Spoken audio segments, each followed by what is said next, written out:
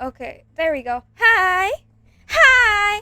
Anyways, wait, I got a drink. Let me open it real quick. Also, let me pop open my cigarette. I'm joking, it's not a cigarette. It's, what is this? Chocolate wafer rolls. Yeah. So, guys, sorry. Life is just so hard. I need to smoke, you know? I need to smoke my wafer rolls. Like, oh, life is so hard. But I'm harder. You guys want some? Okay. I'll share it with you guys. I'll throw it at you guys even. Can you get your own wafer roll? Like, this is mine? This is my cigarette? Like, hello? Yeah, I need I need my Tic Tac pills too. I'll die without them. Ah! Oh! I'm gonna get a heart attack. Ah! Sorry.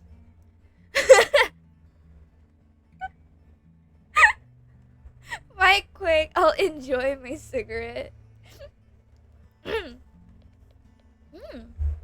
Oh, this is good. Hold on.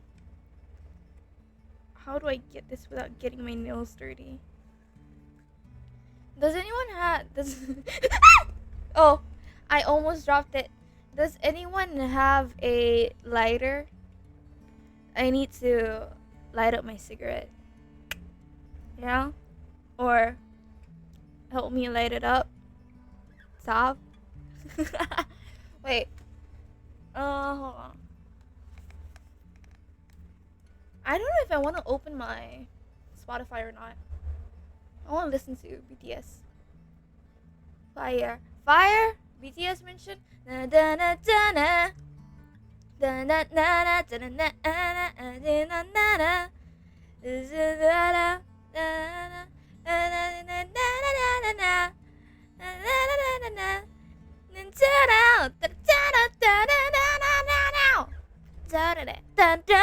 Wait, let me open my Spotify. Oh, that was loud.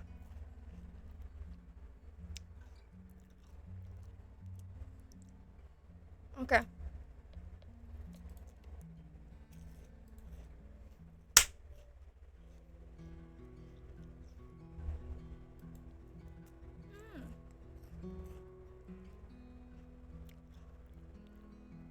If I bit into my wafer roll in front of the mic, can you guys hear it?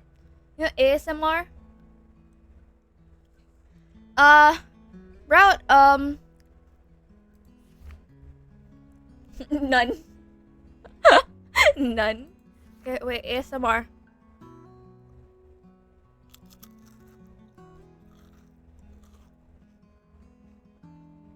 Was that audible? Hi, Mary. You guys crunch? Wait, let me try again. Hold on. Hold on. Okay, wait. They mute the game? Two at once. Okay, wait. You guys can't hear the game, right? Okay. Let me do two. Yeah. Ah! I dropped it back in the can. Okay. I got two. How do I bite this? Wait.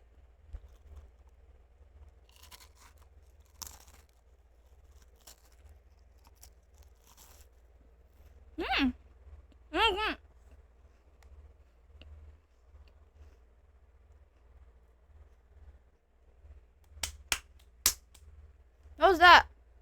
Was that okay? Better? Okay. Sorry, I'm talking with my mouth full. I'm so sorry. Okay. Oh, shoot. Now I got wafer in my teeth. Okay.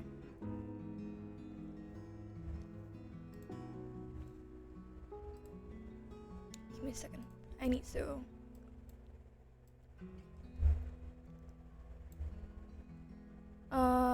Wait. Okay. There we go. I'm munching on these nuts. I'm sorry. I'm munching on chocolate wafer rolls. Wait, no, it's not wafer rolls. I'm munching on cigarettes. You know? Life is so hard.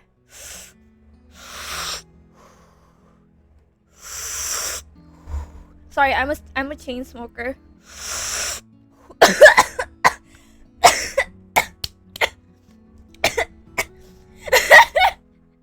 I just realized that Donna is staring at me. Yeah, why smoke cigarettes when you can eat them? Exactly. Zed gets it. I'm not shit at this. I'm trying my best, okay? Like, ugh. Jeez. You know what? Just because of that, I'm gonna get another stick. Stick? Is it called? Is that what it's called? I've never smoked a cigarette. Do you call it a stick? Hey, can I have one stick? No, that doesn't sound right. Can I get a that doesn't sound right. Stick? Okay. Wait. Okay. Oh, you know what? Just because you hate me, I'm gonna smoke another stick. Stick sounds so the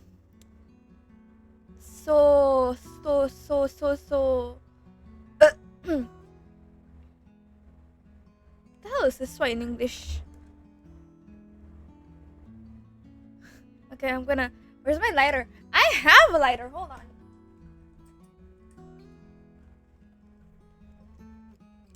Ah!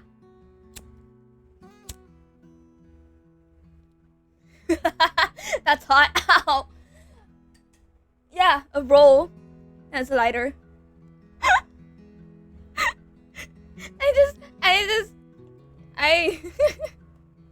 I burned my cigarette a little. Yeah, you know.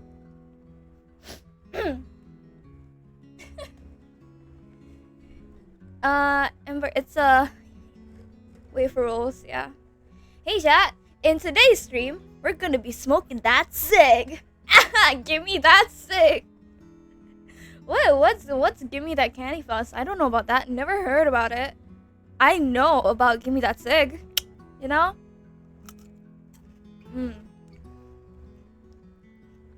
I wonder how it would taste like if I burnt it a little. Oh! Okay, wait, since I have a lighter, should I burn it? And then like take a bite? Like, it sounds like a good idea. Like you know, like when you make s'mores, you burn it, right? I've never made s'mores before. Actually, truth be told, I've never made s'mores before. So I actually don't know how you make it. But I assume that like you burn the marshmallow and then the chocolate and also like the biscuits, and then you eat it. I think. So like maybe burnt chocolate won't taste that bad. It's like, what if I burn my wafer rolls a little? I mean my cigarette. You melt it, not burn it. Same thing. Same thing. And don't eat burnt food. But you always burn chocolate when you're making. No, you always melt chocolate when you're making s'mores. Like you put it over the fireplace, right? Am I wrong? You roast marshmallow and then melt the chocolate a little, and then same thing. So that means. Let me get my lighter. Hold on.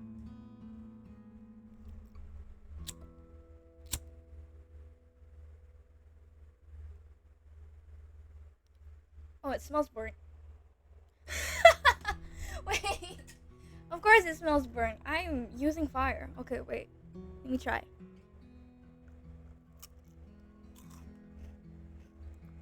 Oh, wait,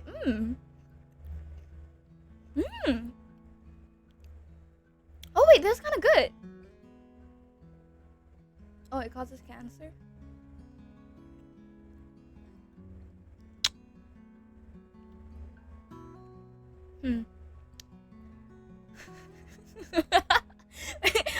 Why did I just read it after like it took a huge ass bite out of my burnt wafer? Wait, but it tastes kind of good though. like okay, first it tastes like bitter, and then there's like a sweet aftertaste, and like ooh, it's kind of good. Ooh. Yeah, I lit the end of my wafer roll. What's wrong? What'd I do? What'd I do? Okay, wait. Stop, but it's kind of good. Guys, I swear it's good. I promise.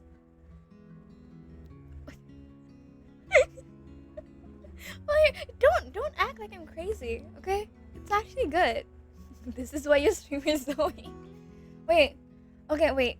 This is like the same length as my finger, so I'm gonna burn it and then I'm gonna eat it. And then for the next one, for the next wafer rolls, I'm gonna eat it normally. You know, like a normal person. You know? Because you guys don't like me burning your food. You know? You know? Huh? Huh? Anyways, wait, where's my lighter? Where did I put my lighter? Oh, found it. Okay. Ow.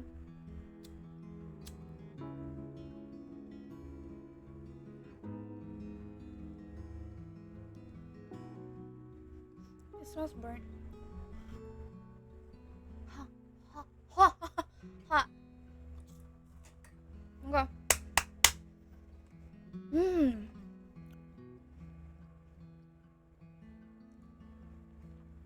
This is nice. This is actually nice. Milk is not an abomination. Like, sure, I was in the bathroom for a while because of it, but it's not an abomination. Milk just tastes like float, okay? It's like when you add vanilla ice cream to a Pepsi drink, soda, cola, Pepsi, cola. How is float made? Wait, is float made with like waffles? Wait. Is float? Sorry, I was looking at chat and I kind of messed up a little. Is milk made with Pepsi or cola? I forgot. Like, you know, guys. Milk isn't an abomination. It only put me in the hospital for 3 weeks, okay? Just 3 weeks, not a whole year or anything. You know, just 3 weeks. So it's not that bad. Okay, like milk just tastes like float. Like it's like a better version of like a float. You know what I mean? So yeah. Like, technically, you know? Kilk! I haven't tried Kilk, but I think I want to try Kilk someday. Soon, maybe. Maybe someday. Or maybe tomorrow. Because tomorrow I am heading out. So... Sprilk? No. I don't think I want to try that. It's like... I like Sprite. But I like it too much to not like mix in other stuff with it. You know what I mean? 3 weeks in the hospital or 3 weeks vacation from life, you know? 3 weeks vacation from life. Dulk.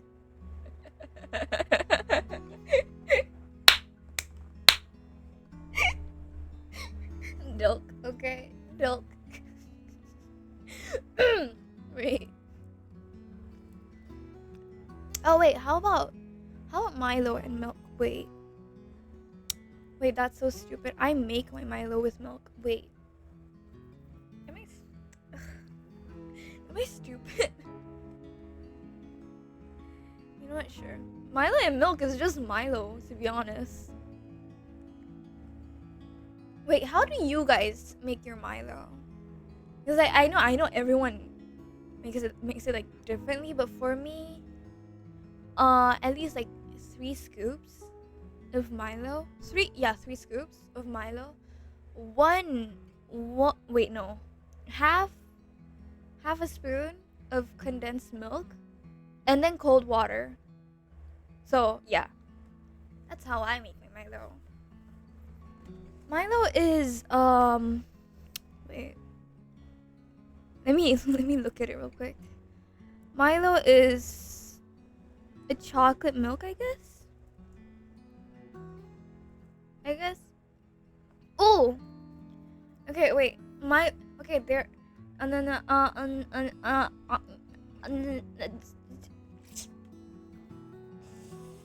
okay.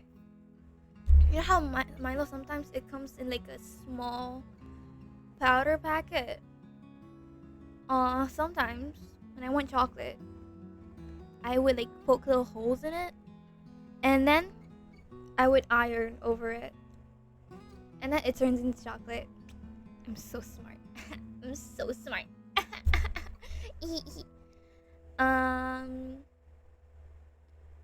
What else? What else? And then. Okay, but plain Milo is awesome. I love it. And then Milo is good. Okay, don't call me insane for this, but I've made like fried noodles, and then I added Milo to it. Yeah, and Milo rice too. Yeah. It's actually really good. Like, ooh, this is nice. Like, oh, this is a banger. Wait, the one that D made is straight up chocolate. It technically is the same, I guess. The one that I made, I just like powder, you know. What did I do? Was that? This is actually my first time hearing of that. And then, oh, sugar rice stew, basically. No, I've never tried it. I think. No. Oh, have you guys tried popcorn and noodles? Like curry noodles specifically?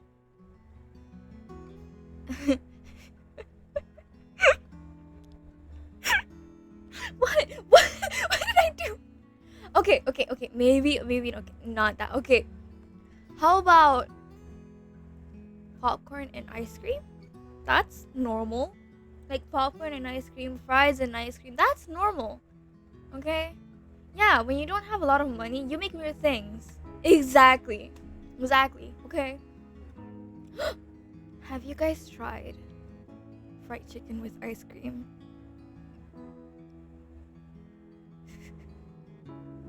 I don't know why I'm mixing sweet with savory, but there was this one time I was eating with my cousin, and we had ice cream on the side. and I was like, oh wait, I have an idea. So it's like I dipped the chicken in ice cream, and then I ate it, and it was like, oh wait, this is a banger. You know what I mean. Yeah, fried chicken and ice cream. Love gets it. See? Yeah, and it was so crispy too. Oh my god, I would totally do it again. Actually, God. Oh, the chicken skin and ice cream is goated. And then what else? Your boyfriend doesn't count. Okay. What else? What else? I know I've made a lot of weird choices. Lime in ramen is not weird. It's actually really good. I've put lime in my curry noodles too. And what else? Yes, I wrap the ice cream with the chicken skin.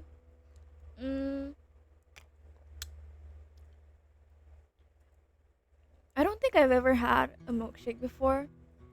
So I've just been like dipping fries in ice cream. Um, I'm trying to think of more weird. Who's calling me? Oh shoot, it's my teacher. Hold on.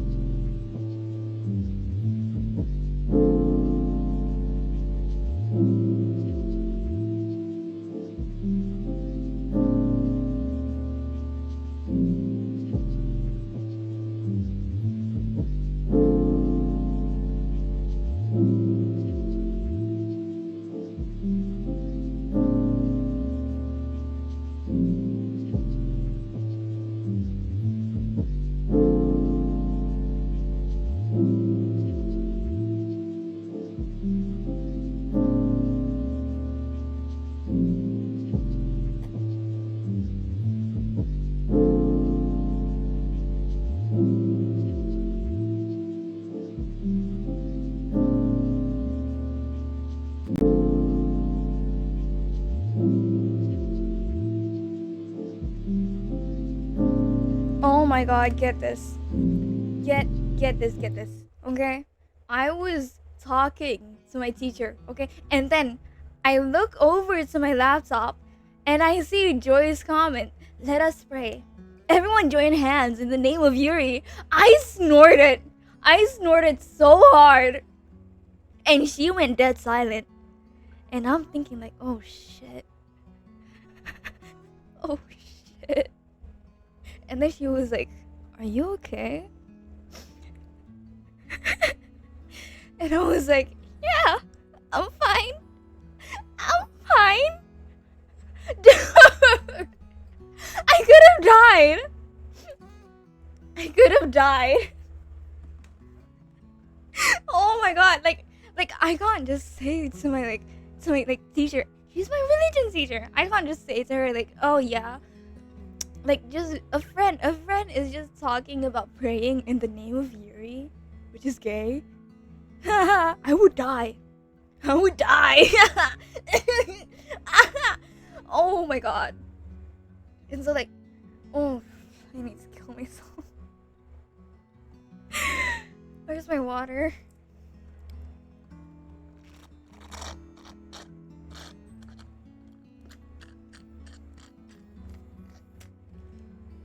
Why were we canceling Sov actually? I need context. Hold on. I want to back read.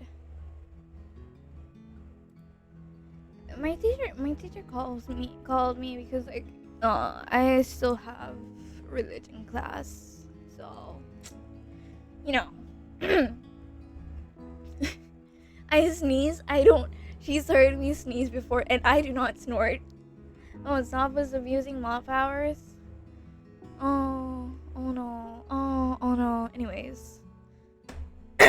Where's my cigarette?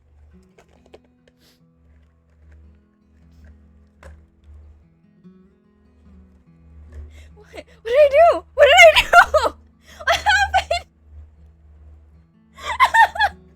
What happened? I need to back read. Okay, I need to back read.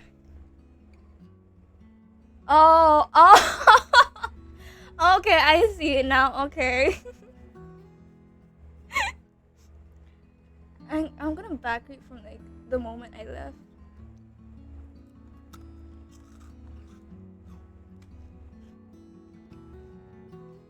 Oh my god. You guys, I told you guys to be holy. I was in religion class. This is not holy. Like, the hell?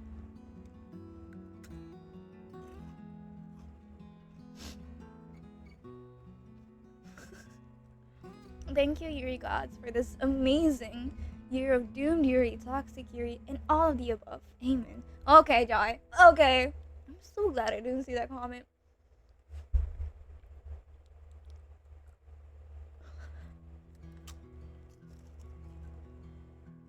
Oh my god.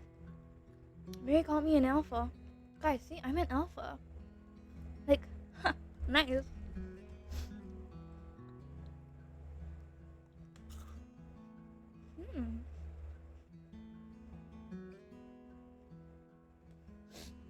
Okay, Tav. Okay, you're not funny.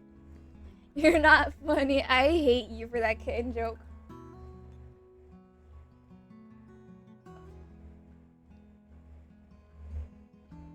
Ooh! Oh my god, that... Oh, my ear. Okay. The song I'm using for my BGM, I actually made it myself. Well, I didn't make it this year. Okay, so while I was at my mom's place and like she was at work, I was like really bored, and I was thinking like, oh, I should make a BGM.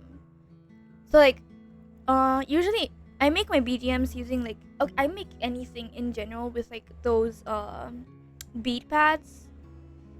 Yeah, beat pads or whatever it's called. Wait, let me check. Beat pad. Drum pads, groove pads, okay?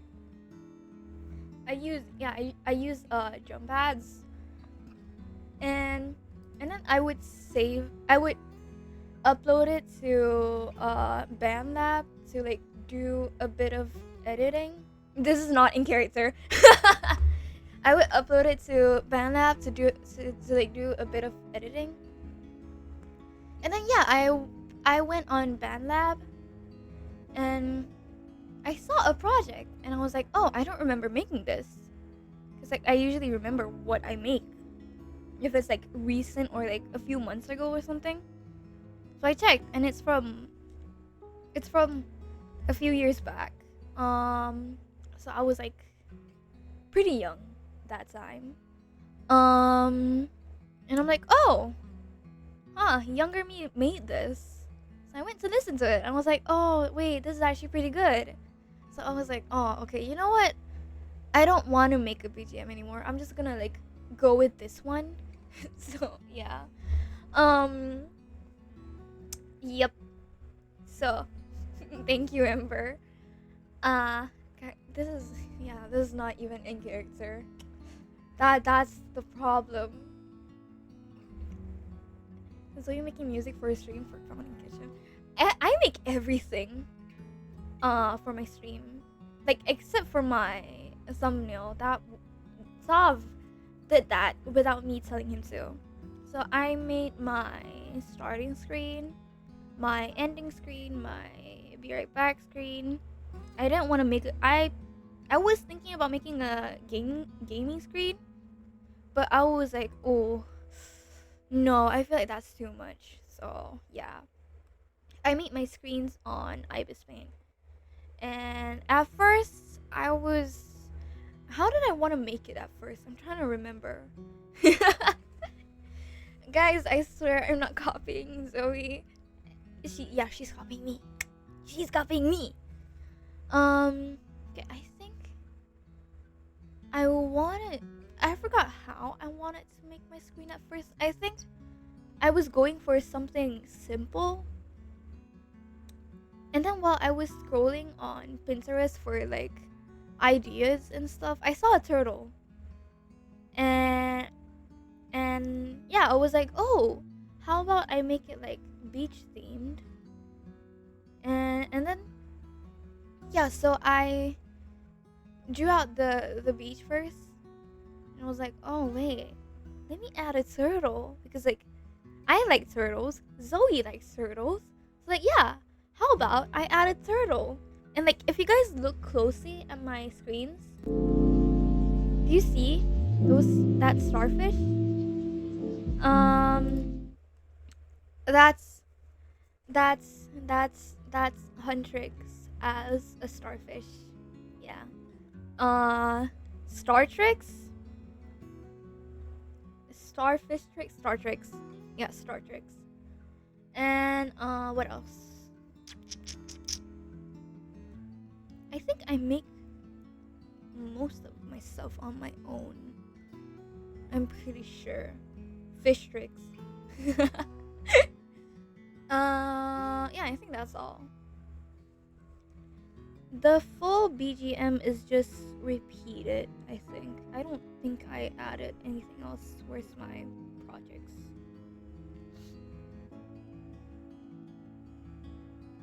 Wait, I don't wanna listen. Because I'm pretty sure it's just like repeated.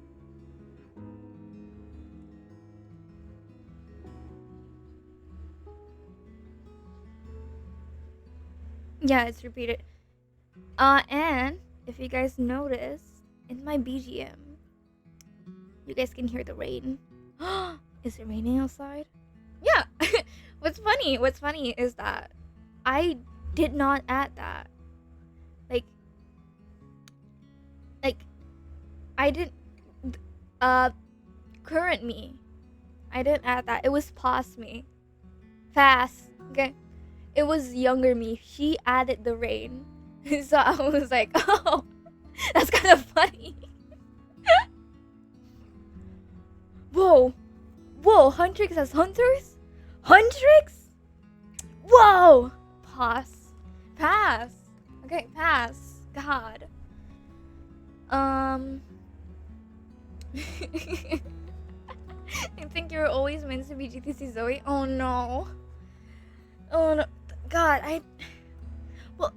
I don't know what younger me was on when she added the rain.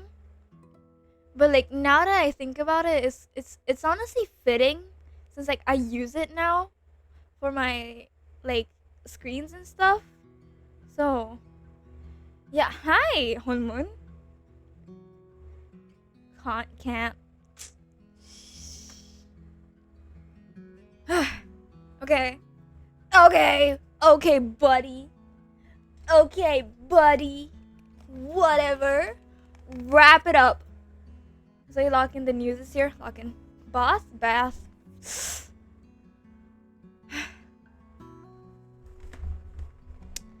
Technically, that's not my news. That's the platform I'm streaming on. If you think about it. So, I'm in charge here.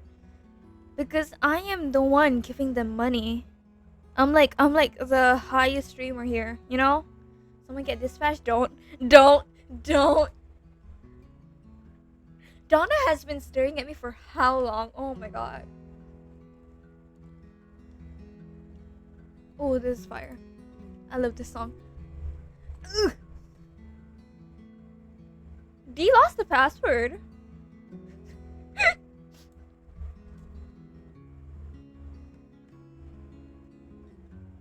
The power game? Oh no. Oh no. Anyways, honestly, I'm their biggest streamer. So like, without me, they'd be broke. Go study. Ow, my throat. Study. Education is what makes you a good person. Yeah, they'd be broke. You know, broke. Anyways, I need to change the song.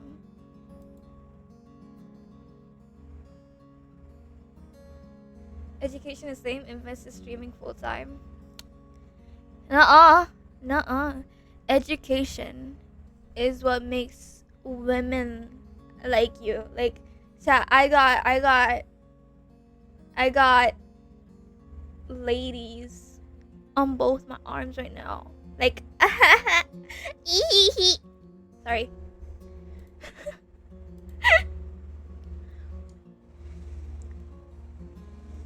Yeah, home on TV already gets like 20% or something.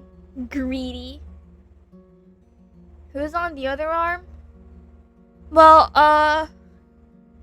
Mira, where's my left and right? Mira is on the left because she's always wrong. Rumi is on the right because, I don't know. I'm not gonna say that she's always right. Rumi is on the right because, she's purple. Tav is in the rat cage because of that joke you pulled.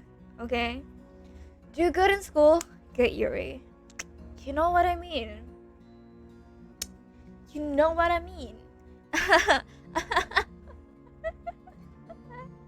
No! You can't leave. You can't leave.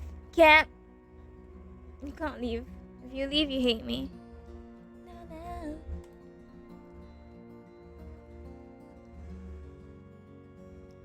Guys.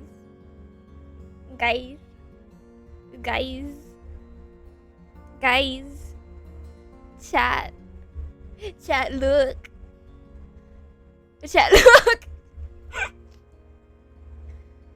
Soft hates me. Yeah, Soft hates me. Left? This one? Yeah. This is... Wow. Wait. People thought I'm British?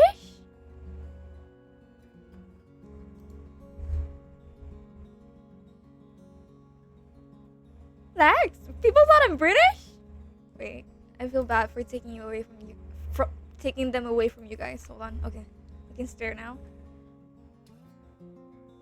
My God. Oh my God, no, they think I'm British. Baked beans. How do you say it in the British way? Baked beans. British. You're British. can't bath, pass, last, fa, fast, fast, fast. For fast, I say like both fast and fast. So it's you know, as some kind of Asian. Okay. I don't know how you got with the whole like philo verse, philo thing. Yeah, it's the C accent.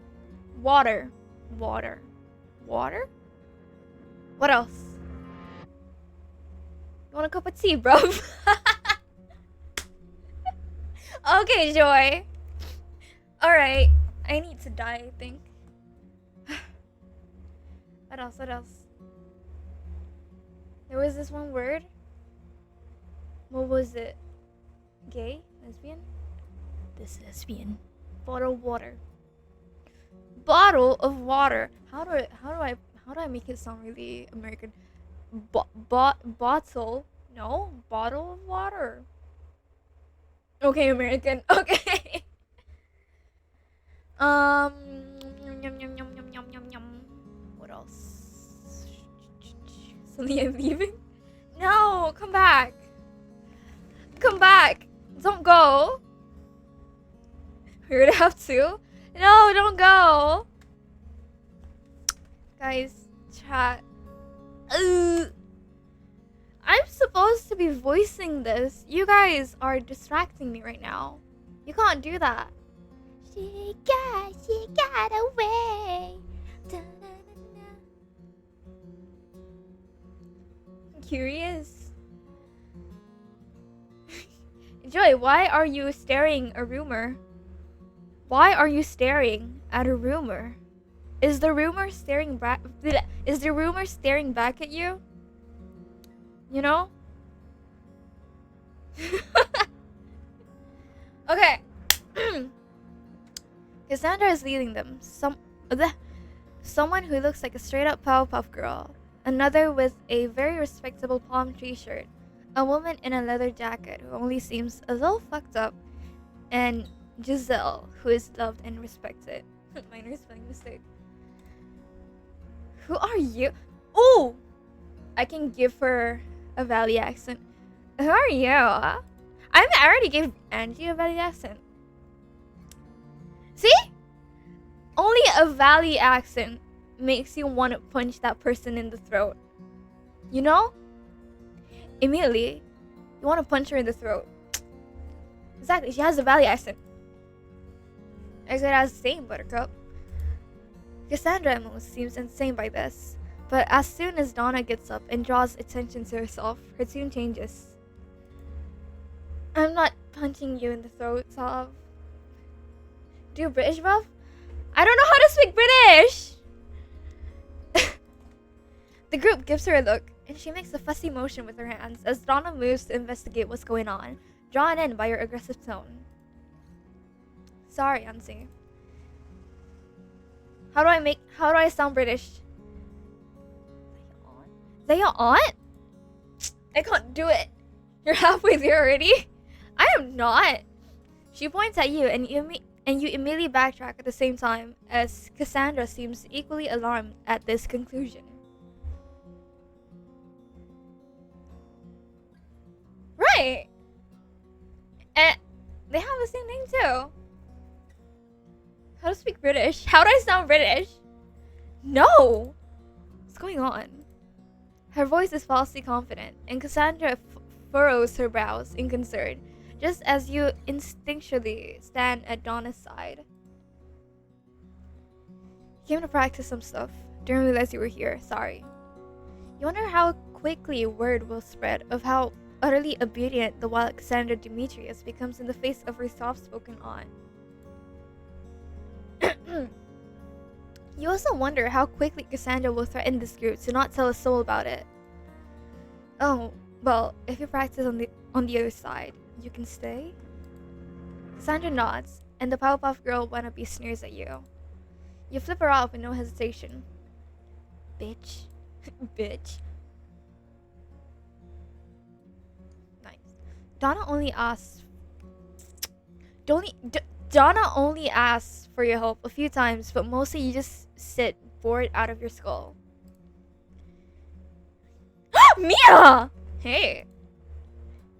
Respectable palm tree shirt. Okay. Zoey over here, and we're on a break. We're on break, so we figured we'd come over. You nod and awkwardly shift before offering your name. Mia. Avery. The three of you talk for a good amount of time before somehow food is brought up. I want food. Ugh. I'm hungry, but I don't want to leave her here by herself. Stank. Mia tilts her head, her expression unnerving to say the least. I have you berries. Why are you rolling your eyes back? Hey! Can you not? I thought you was poisonous. Mia shakes her head. You're thinking of elderberries. Oh, she's right. Elderberries are poisonous. If you don't want them, then. You look over at Avery, who's staring at Mia in what seems to be abject horror. I need to change my music real quick.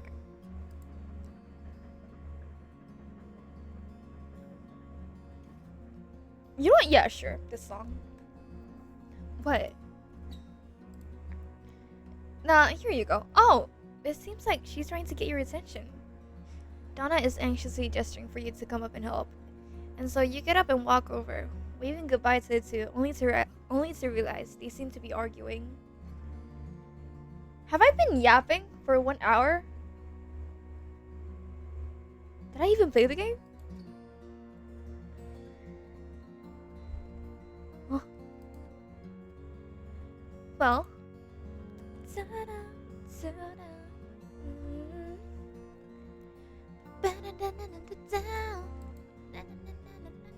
You really have been sure that years are poisonous.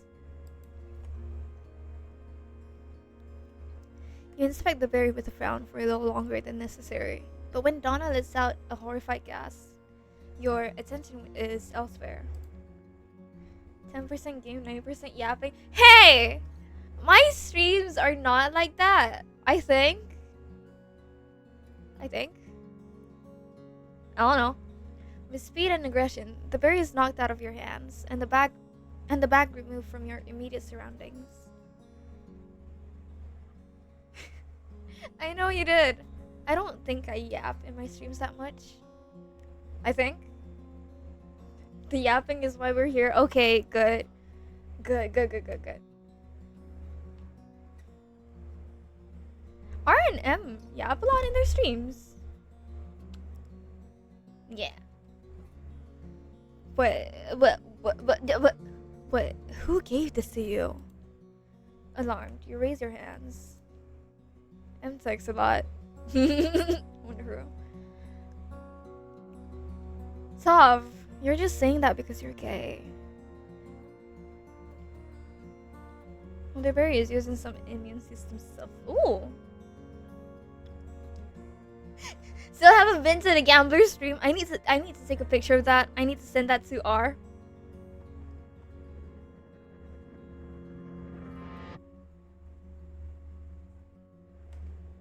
Okay, wait, where's my Discord?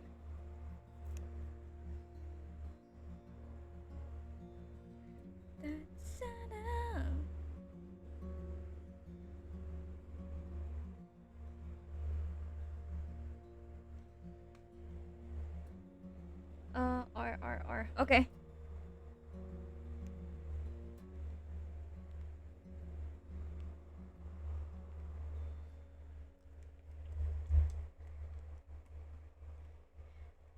Guys, I think Tav is flirting with me. It's very obvious. You widen your eyes as she practically snarls out the Italian, furious for reasons you can't quite understand. But what's going on? Donna looks at you, her face tight with barely restrained control.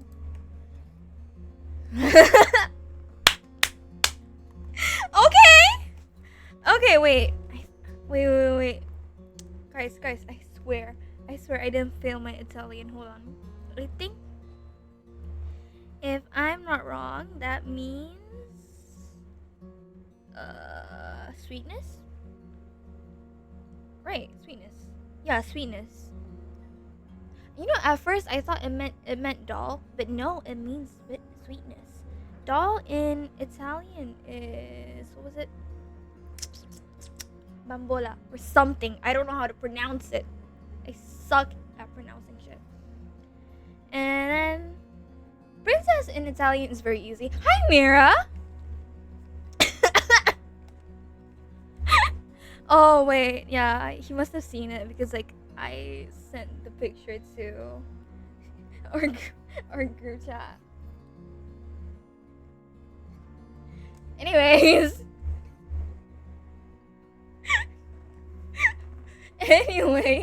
Hi.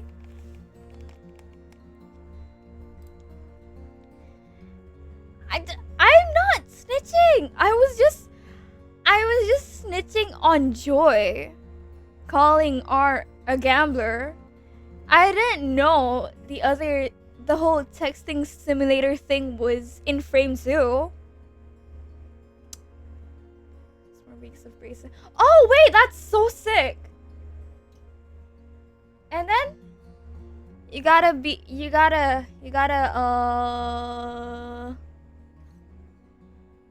and then your teeth are gonna be tied to retainers forever. Yo, hey, I was not yapping about how M texts a lot. Like, hello? Madonna is beautiful lady. Yeah. What else?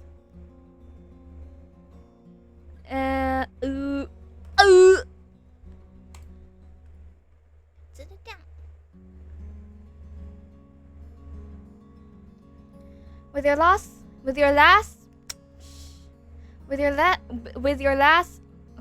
last class cancelled, you have some free time to yourself. Taking this opportunity, you chose to explore the city since you have been so busy with everything on campus. It feels nice to get away from the school grounds for a bit. I'm not British. After admiring the animals up for adoption at the pet shop. Hey, is that a rat? Oh my god! Oh my god, why is it in the pet shop? Whoa. Oh shit, I'm out of Milo. You pass by Donna's shop. There, you see Donna through the window at the counter. She looks engrossed in whatever she's writing. I'm gaslighting myself. Oh no. Get a spot of tea, bruv. I do want tea, to be honest. Maybe you should adopt it? No. No thanks. So he raised with British? No! The rat. I don't want to adopt it. It's so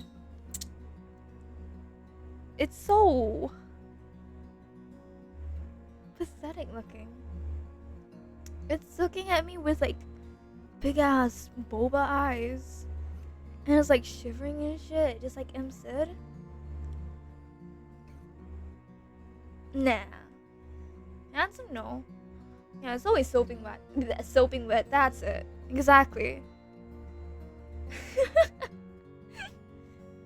No, I don't want it.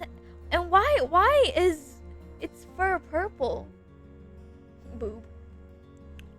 What? Did the rat dye its fur? Like, why is it purple? Why is it Rurumi? The big 3 boba eyes Rio. Boobs. Punk rat. Whoa, punk rat. Sick. Hi Rain, welcome back. And why is it wearing rings? Why does it look gay? Huh? Why does it? Oh yeah, chat doesn't know you dyed your hair. Yeah, so Sav is low-key Rumi now. He's purple. He's purple. Like, why the rat is wearing rings? It looks so stupid.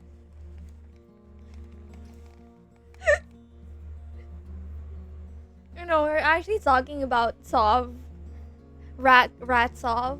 But like Sov dyed his hair purple, so he's purple now. So yeah. I don't have an issue with them on your finger. Rat tricks. Purple guy.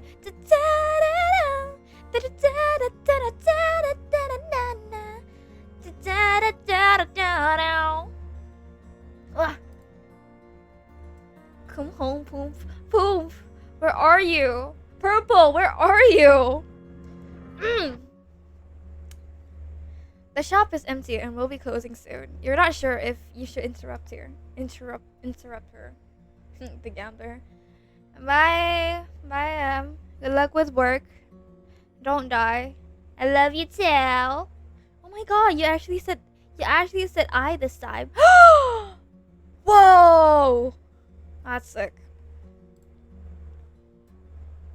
I need to burp.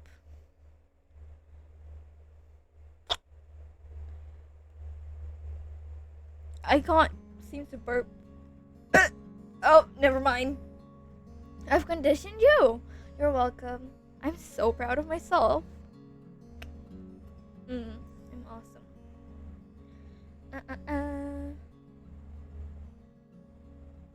Hold on. Anyways. That was the burp, yeah. Sadly. The little bell at the door jingles. Jingle?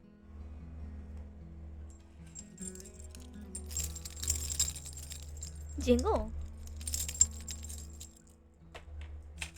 Anyways. And Donna hurriedly covers her scar with her hair. For a moment, she looks caught off guard, but upon seeing that it's you, she relaxes and smiles.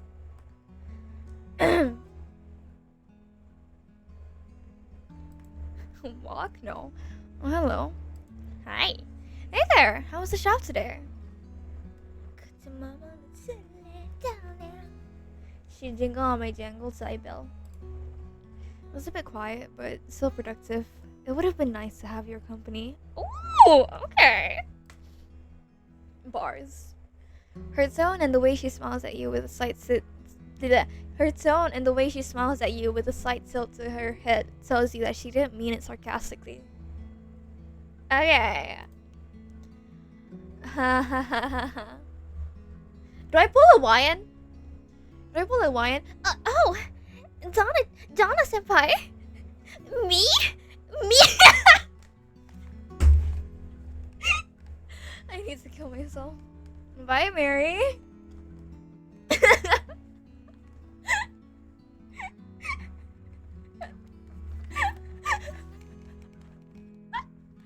You know, wait. Just because of the way you guys reacted, I'm gonna pull a Hawaiian. I'm gonna get flustered.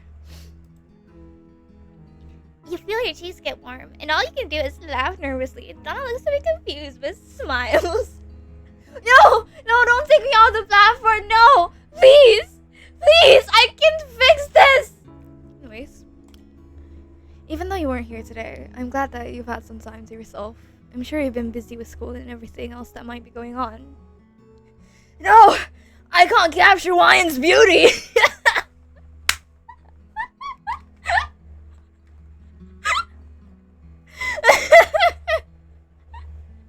Suddenly the stream is at 0 viewers? No! Don't go! I can still fix this!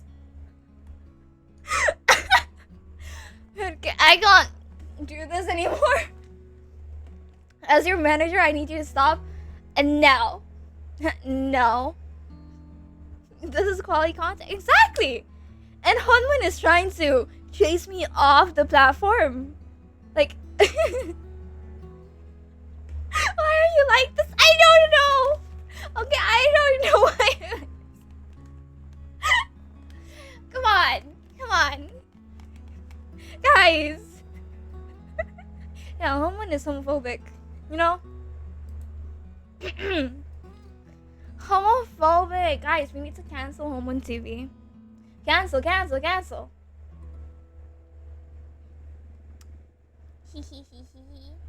You guys hate my whimsy, you know? I can't be whimsical anymore. Huh? Is that it? Anyways, you lean forward to see what she was writing and see a picture of flower taped to the page with Donna's note.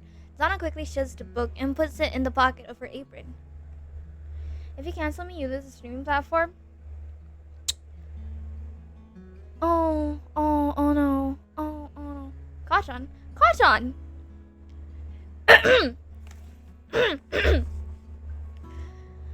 I'm sorry, All Might. I failed you. This is not plus ultra of me.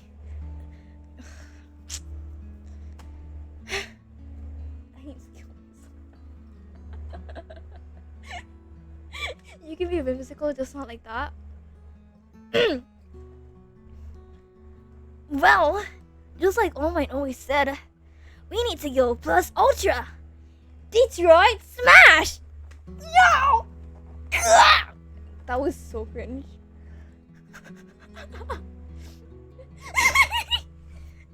Hey, Yue! Bakugo isn't a monster, so stop chaining him like he is one. I need to die.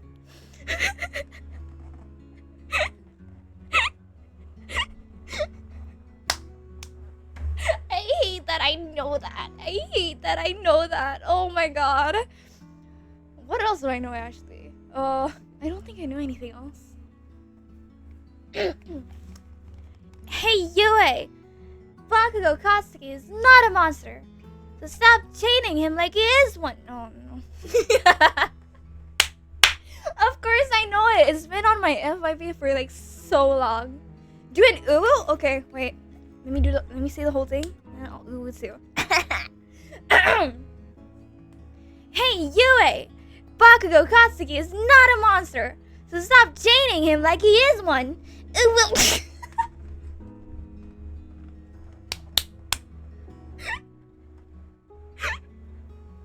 I'm sorry, I couldn't do it. I couldn't.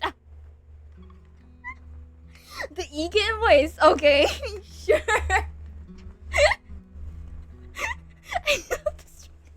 Okay, the Egan voice. I don't know if I can do it. Wait, Dora? Hola, soy Dora.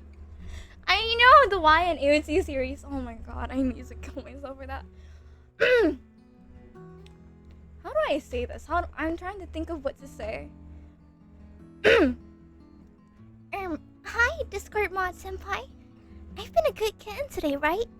I was wondering when can I get my nitro? Uwu?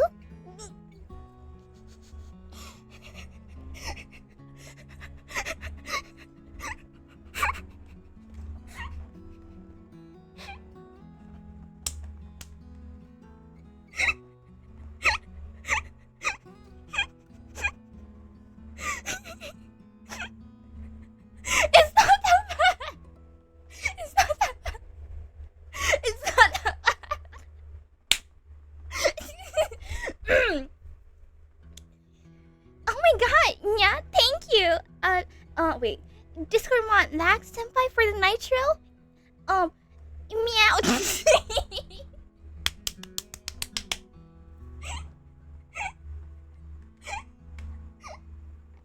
Thank you for the nitro.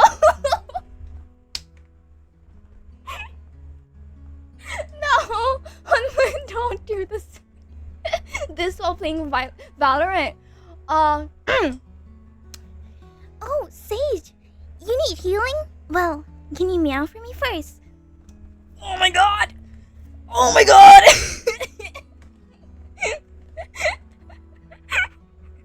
Ruin Egan! Zoey has those TikTok live NPCs. Thank you for the rose. Thank you for the ice cream. What other gifts are there? Thank you for the galaxy. I don't know why I'm good at it. Oh, Jet. No. Yeah, Jet. Stop. Jet, do you need healing? Can you meow for me first? Oh my god. Guys, it's been a while since I last played Valorant. God forbid. God forbid. What else can I say? Ice cream, yummy. Meow for mommy. Oh, ew.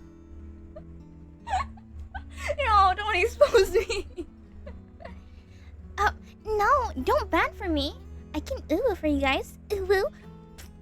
Why am I doing this? Yeah, I literally posted those like vlogs earlier. The whole brain rot thing. Woof. Yo.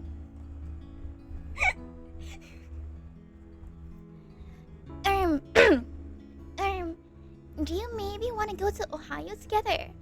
We could be Alpha Sigmas and we could edge together and we could goon together. Yeah, I have free will. I just remember that I have free will. So, you know. Tung, tung, tung, sour. I hate that thing so much. 6, 7. Oh my god, I hate that. Oh well. Oh, the couch potato thing.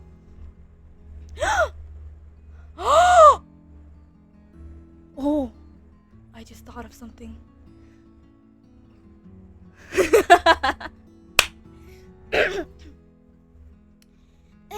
Sorry, I can't eat that much. I'm just a small couch potato. Ooh woo.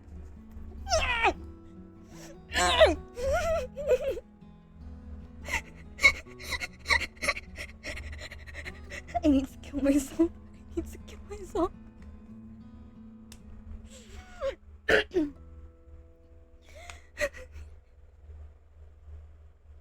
need to die. Wait, oh my god, wait. Okay.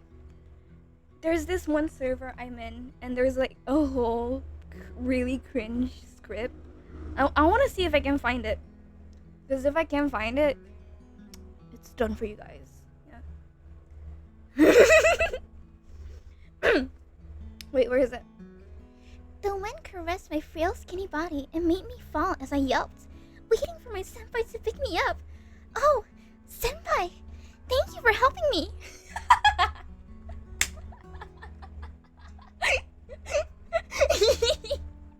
I can't stop.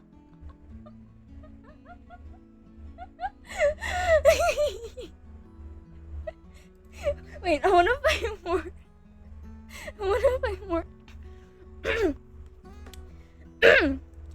Yeah, senpai, that's so scary. Please save me. I don't like this. Okay. I'm finding more.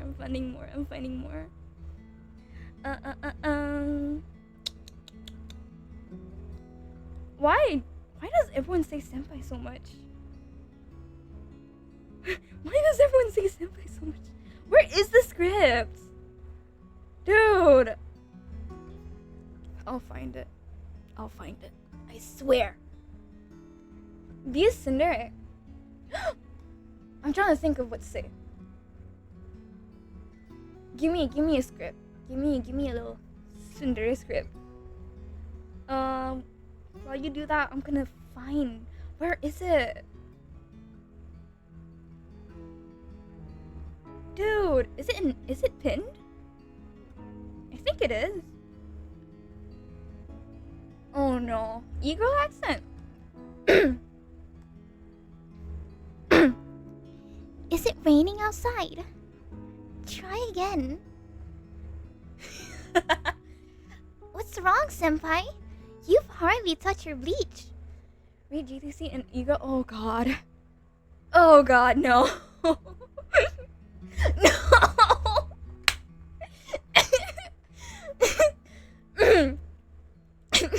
GC, no.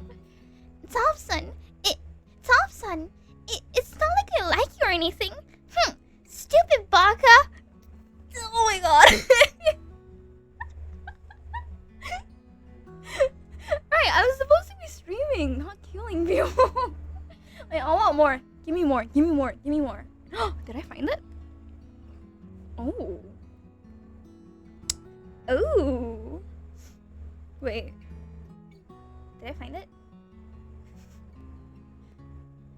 No. Where is it? I think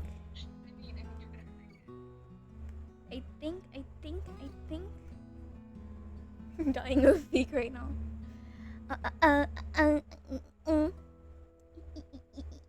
Oh.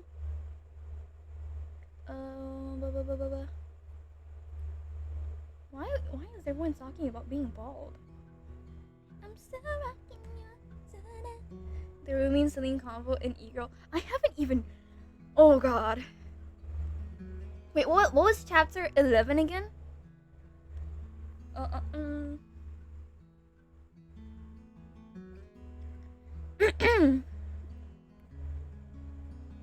Every time I clear my throat, I feel like I'm about to use that voice, but no, I'm not. Where is it? Where is it? Dude, where is it? Something warm.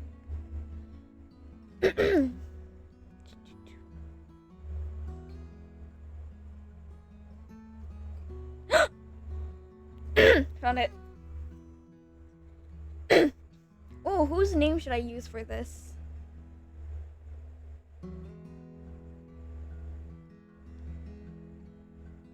Okay, I found a victim. Hey, Lax-chan. I was wondering if you'd be free this weekend. we could watch Gacha Life MVs.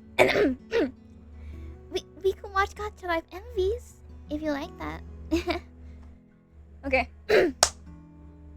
but Top-san, it's not like I like you or anything. But you seem pretty. Baka. Wait, I just got tagged. Hold on. Oh, what's this? Wait, I've seen this picture.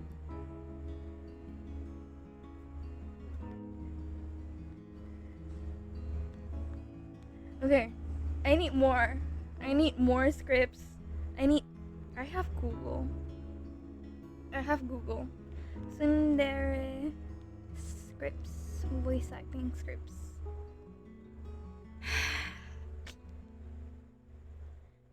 Oh, this is so long. This is so long. Okay, no. Wattpad. Oh, there's something from Wattpad. Japanese voice acting scripts. Tsundere confession. Okay. Oh, it's in Japanese? Oh, okay. It's in English. Oh, wait, no, it's... What?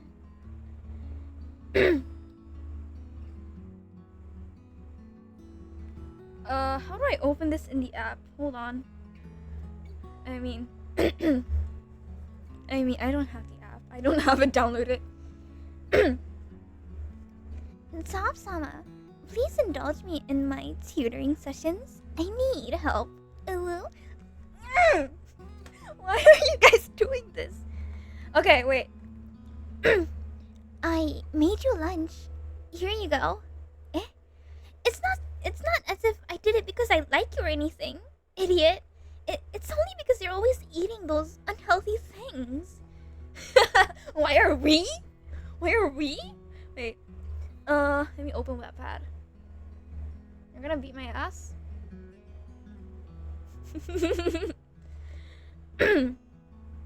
Okay.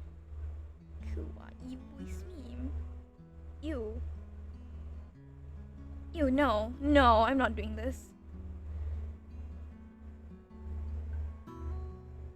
Yeah, Wattpad. I'm pulling out Wattpad.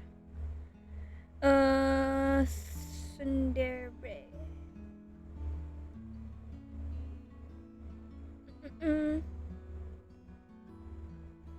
This is so horrible.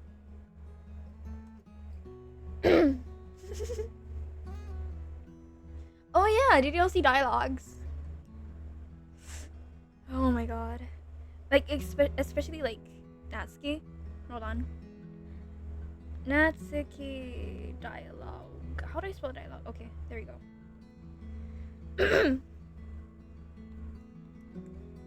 I need water. Hold on. If I want to keep doing this, I need water.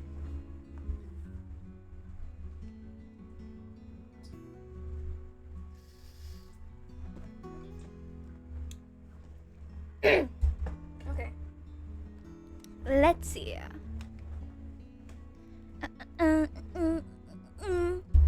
Where is it? Where is it? Where is it? Where is it? Where is it? What is it? What is it? What is it? Found it. God, my throat hurts.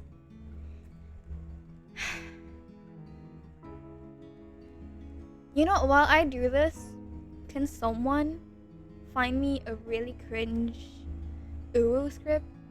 Thank you. Seriously? You brought a boy? Way to kill the atmosphere. Oh no. Not the whole yandere thing. Not the whole yandere thing. Okay. Okay, wait. I don't know if I can do this. What's wrong, Sob-senpai? You don't like me? But I like you. And that should be enough. I can love for the both of us. Happy forever together. I need to kill myself. Okay. What are you looking at? If you want to say something, say it. No, this is not cringe enough. Ooh. Ooh. My confession? What? Okay. But why are you thanking me? It's not like I made them for you or anything. Baka, I'm not cute. You stupid. Rook, I need more. Give me more. I need more. Wait. Let's see. Is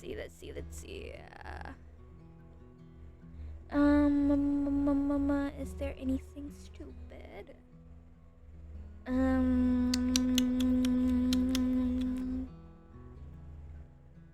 Okay, no, I need. No, you can't ban Rook. What was that?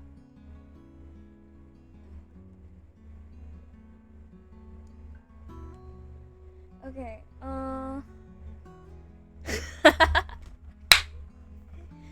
Oi, Baka. No. Okay. 𝐒𝐤𝐤 voice scripts. 𝐒𝐤𝐤 fire translator. No.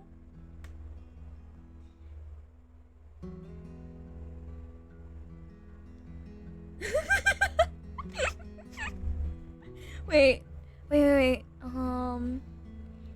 Ew, you're so warm. Nuzzles your neck. No. On my post? Oh no. Bar. Extra nuzzles on you. Ew, you're so warm. Couldn't help but notice your bones. Nuzzles your neck, you wicked.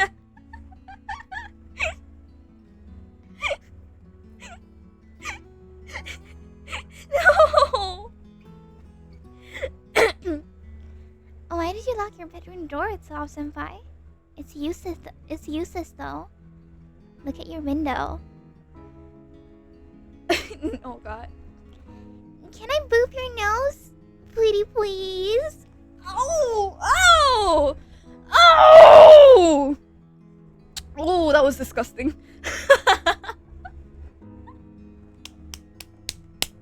Oh, that was so disgusting. Oh, I did not like that. Copy pasta. Wait, isn't this that freaking song? Yeah, it is. How do I do an 𝐒𝐤𝐤 howl? Ow!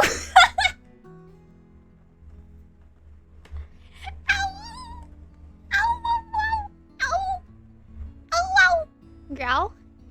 Grr.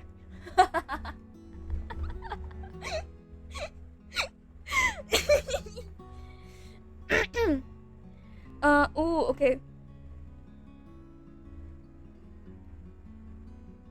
Okay, no, I'm not saying this one. Yum, yum, yum, yum, yum, yum, yum. Male lead lines? Oh my god.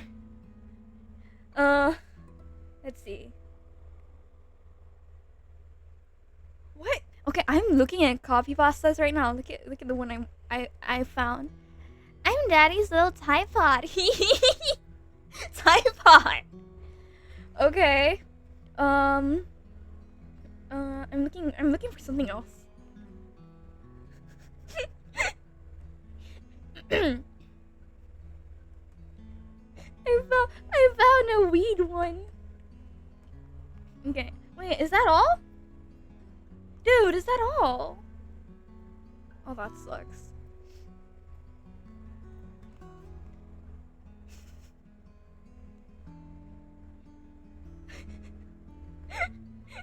Wait. What the hell is this? Okay. Hello? Ounce of weed, please. Arigato. Dealer can put... Okay. Dealer can put Sweetie Town in bong and hills. Ooh-ah!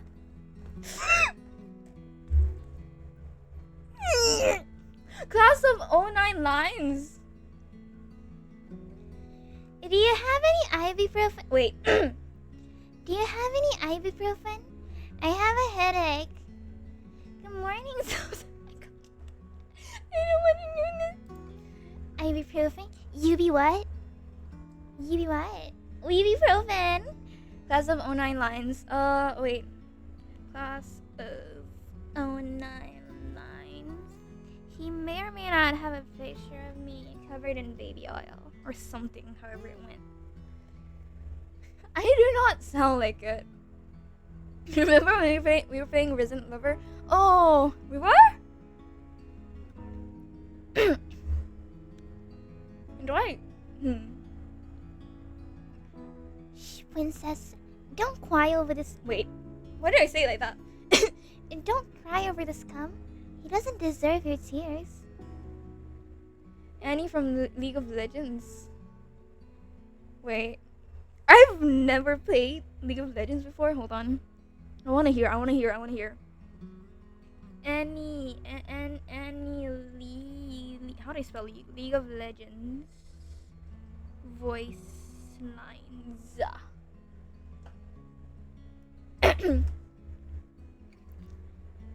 Kitten, why haven't you replied yet? Are you talking to other alphas again? You know how I feel about that.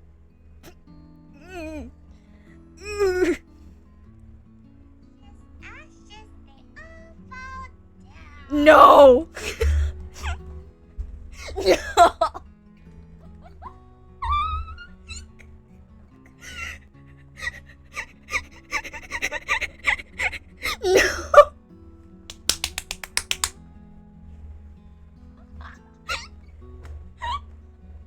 No!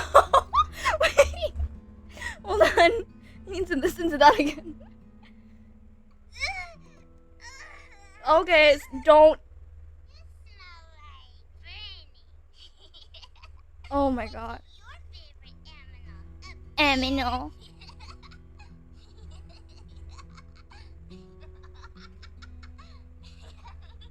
Stop laughing, speak.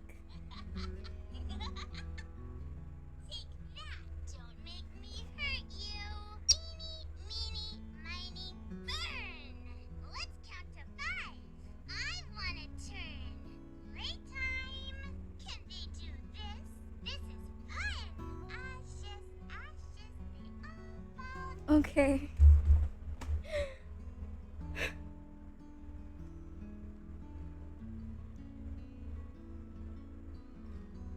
I do not sound like that.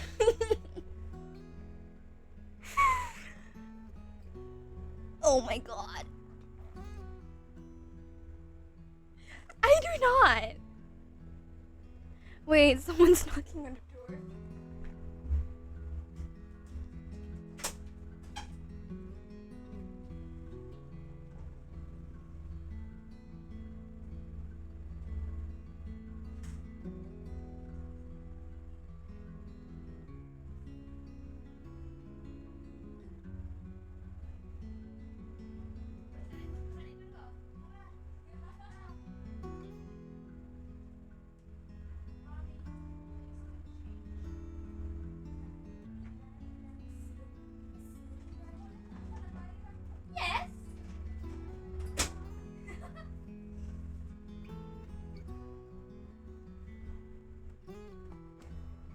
no, my teacher is not gonna call. Wait, that is so long.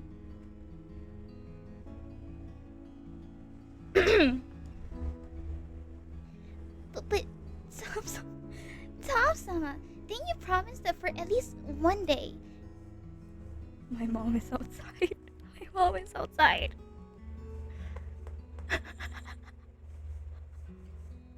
You're safe with me, princess. Ew. Whoa, guys, look at this game. Yes?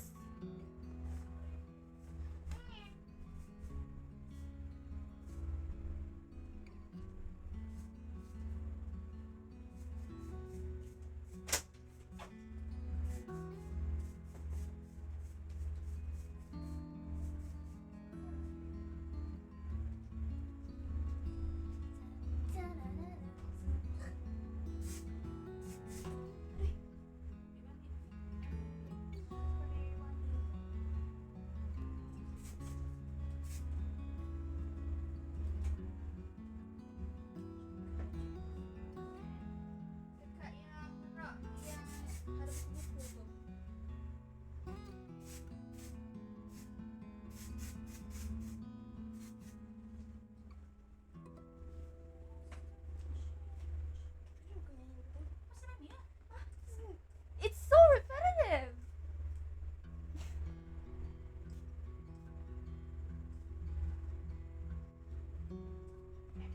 Okay, thank you.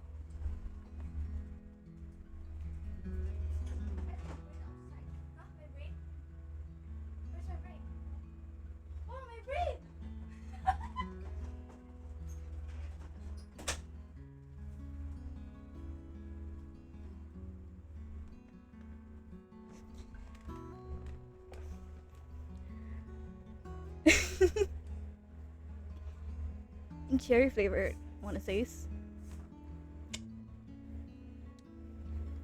Oh, princess, or whatever.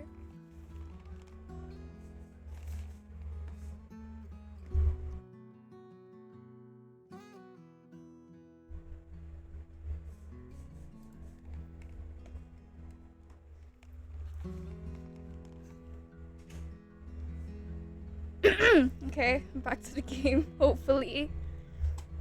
Grimace shake.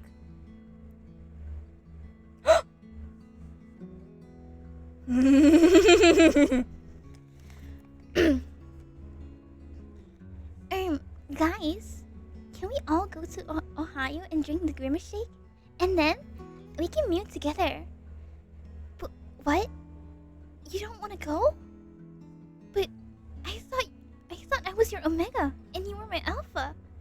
What do you mean you don't want to go? Were you just glazing me this whole time? You were edging with another Omega? So what? I'm just your beta now? Wow, there's a gamer girl in my lobby.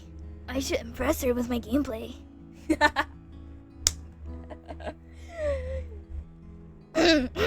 Oh my god, I need to kill myself. I need water. Oh, Jesus, that hurt my throat so much. The stream is going great right now. Oh, your therapy? Oh no. Okay. Give me a second tap.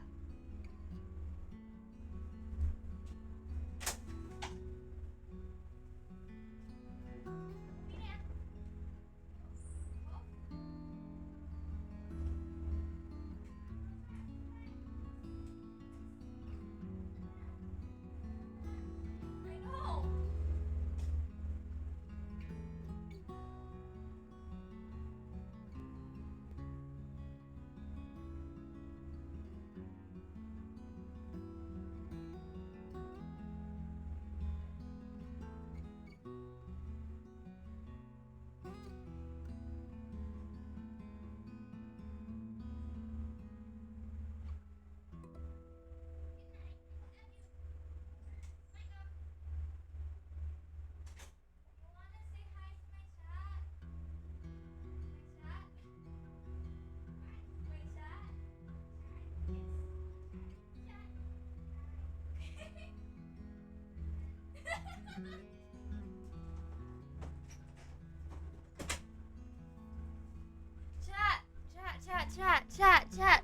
Chat. My mom said hi. Can you guys say hi back? Can you guys say hi back? My mom said hi. She was like, hi. Hi, chat. Yeah. You don't want to say hi to my mom. You hate me. Oh. You guys are happy? Hold on. Let me send a picture to my mom. Behave. Behave.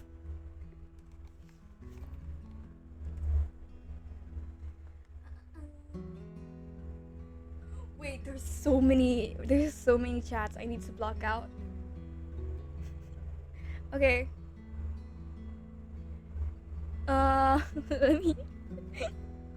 let me just look through this first.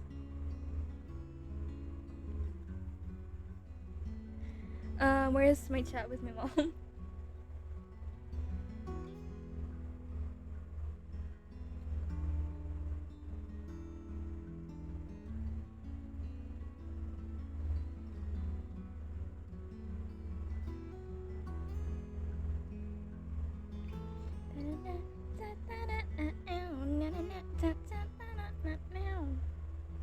Okay, let me block out some messages. Just gonna block out the messages. Hi, Zoey's mom.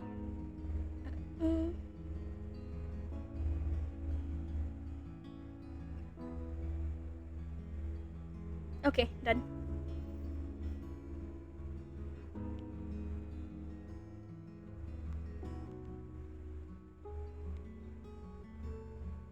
Then I sent a message. I don't know when she's gonna reply. Beans on toast, teas and crumpets. Cup of tea. Da-na-na-na-na-na-na. Dun-da-na-na. Ba-da-ba-da-ba-da-ba. Okay, back to the game. Hopefully. Where's my... Okay. I was looking for my cursor. Hear me out. I'm hearing. British e-girl. How do I say it British? How do I speak a British? How do I speak in a British accent? Ah. Okay. My mom replied, and she was like, "Hi, kiddos," with a smiling emoji. See, she likes you guys. She likes you guys.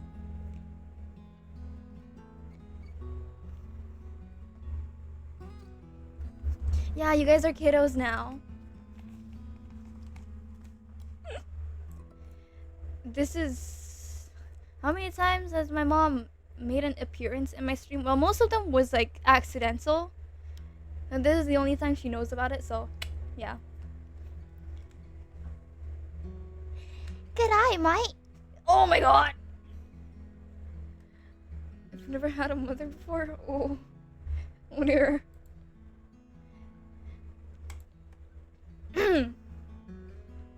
Yeah, something about me come for the crown or something, huh? Gotcha, give me good image. Kendira, idi apa ge what?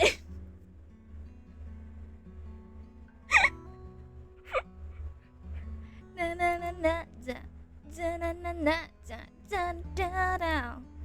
Aussie e-girl. Da da da da da da da da. Donna smiles and accepts your offer. She directs you to grab her reusable bags from the back room. Back room?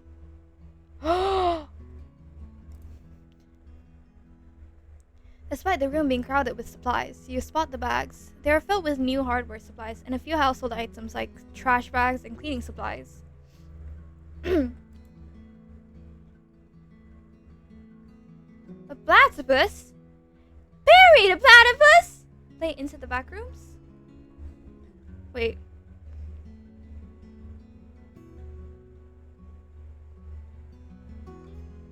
Into the back rooms.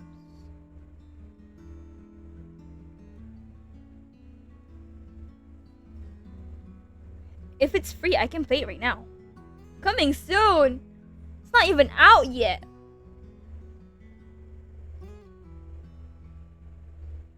Into the back rooms, found footage, horde, dweller. That's Minecraft.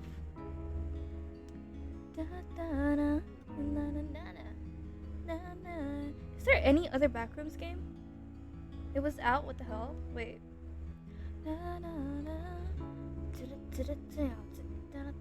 Steam, steam, steam. Into the back room. Oh, there's two. The other is like $4.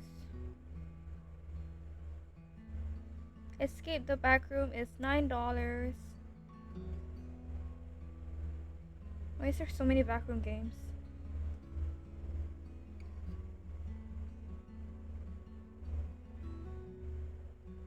You kinda smell like a baka. Era llega.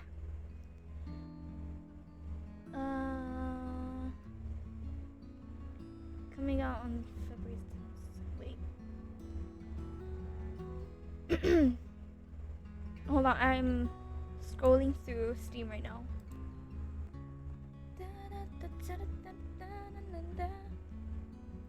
To the back rooms. Explore and survive levels based on popular group assign. Oh.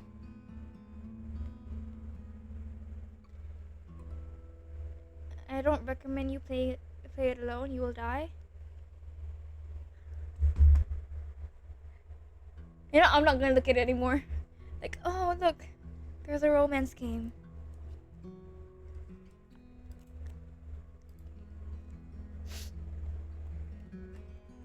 It isn't the size of it that catches your eye, but the sticky note on top of the box with Donna's handwriting labeled Miranda.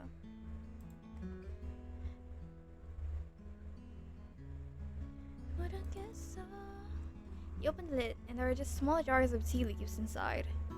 There are no brand or flavor labels on them. Size doesn't matter.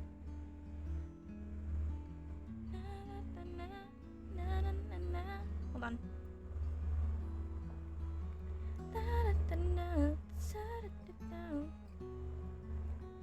Okay. However, the smell of the tea is familiar. Where have we smelled the scent before? Scent? Whatever it is, it makes your eyes flutter close. And you want to take another deep breath. This is how Omegas react to their alphas. Omega Donna! Actually, can you... Uh-oh. Uh-oh. Uh-oh. Donna stops in her tracks when she spots you with Miranda's open box. Almost instantly, her expression changes, and she moves forward quickly to shut the lid and put herself between you and the box.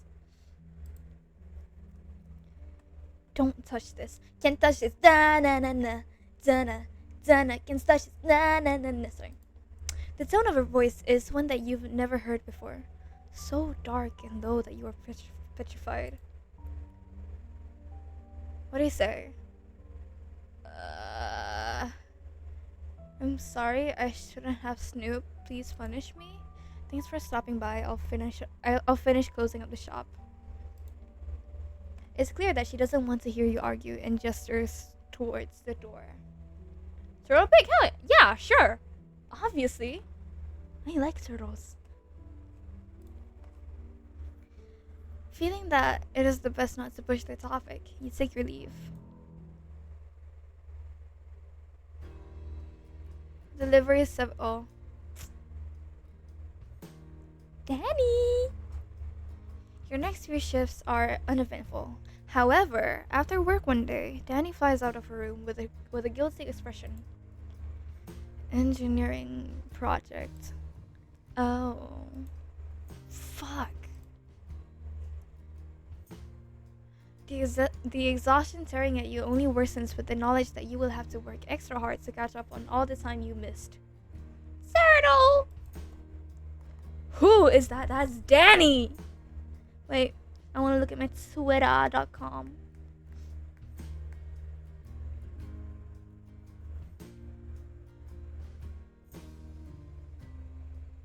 Boobs on my TL. Wait, I don't mean it in the other way. I mean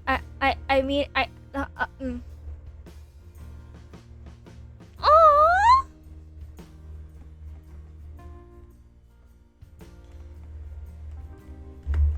Wait, that's so cute. It's so small. I wish I could show you guys this. Oh wait, I can't. Yes, I can. I'll just repost it. I'll repost it. Hold on. Okay.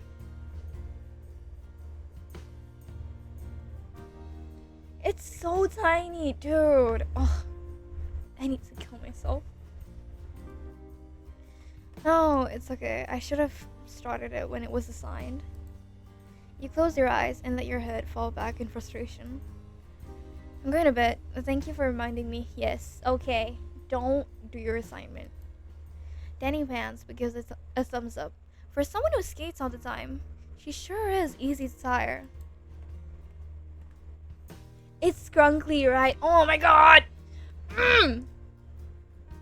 You go to your room and flop face down on the shitty mattress. Fuck. Windows key plus spirit key.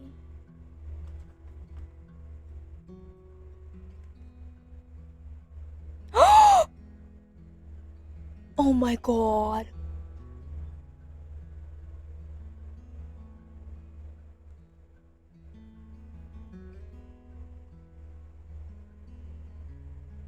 It works. Hi, Mimi.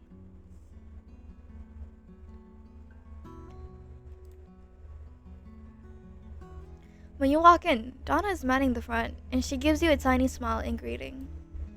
You, however, wave weakly and almost trip and die. Okay, and almost trip and die before righting yourself. Adrenaline running high. Are you alright? She hovers over you, seemingly concerned over your health.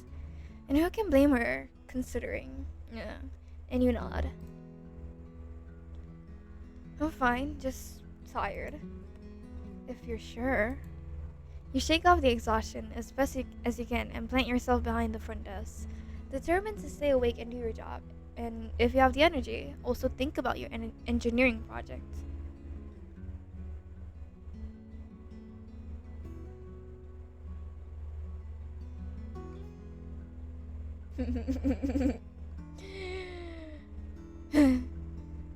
E-girl. Do you guys know that one song? Do you guys know that one song? Boy, nuzzles on you. Ooh, you're so warm.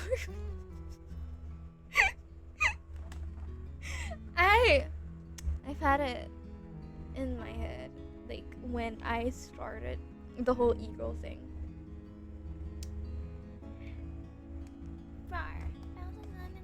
You're so warm. Couldn't help but notice it. Do that, but it's okay. Wait. Ooh, bounces on you. Lyrics, I guess. Senzawa. Isn't this like my second time doing it? Oh god. Why did I even mention it? Far. Nuzzles bounces on you. Ooh, you're so warm. Couldn't help but notice your buzz from across the floor. Nuzzles your nuzzles your necky wacky unzips your okay no. Hi! I would rather a turtle joke. What is it?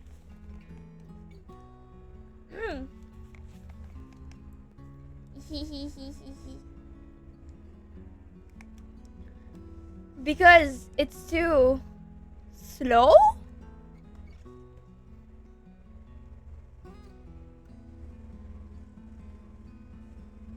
Right. I got it right. I got it right. I'm good at it.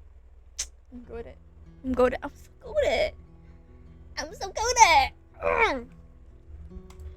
I really need to piss. Hours pass with no customers, and you're starting to get a little sleepy. Luckily, Donna emerges from the nursery and gives you an appraising look. Come. Okay.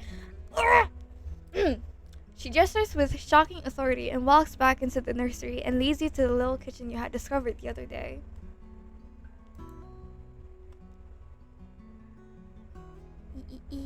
Sit, okay. You do as you're told, and as soon as you're seated, exhaustion hits you full force and you deeply want to go to sleep and never wake up. Donna pulls out a box and plucks scissors. Are we scissoring? From a jar. Using the sharp end expertly to cut the tape holding it closed, she opens the box, then a cabinet, and pulls out an elaborate organizer full of tea? You probably sit there and watch her organize her tea for at least 5 minutes before she plucks one of the new ones and turns to you. What kind of tea would you like? You? Green tea.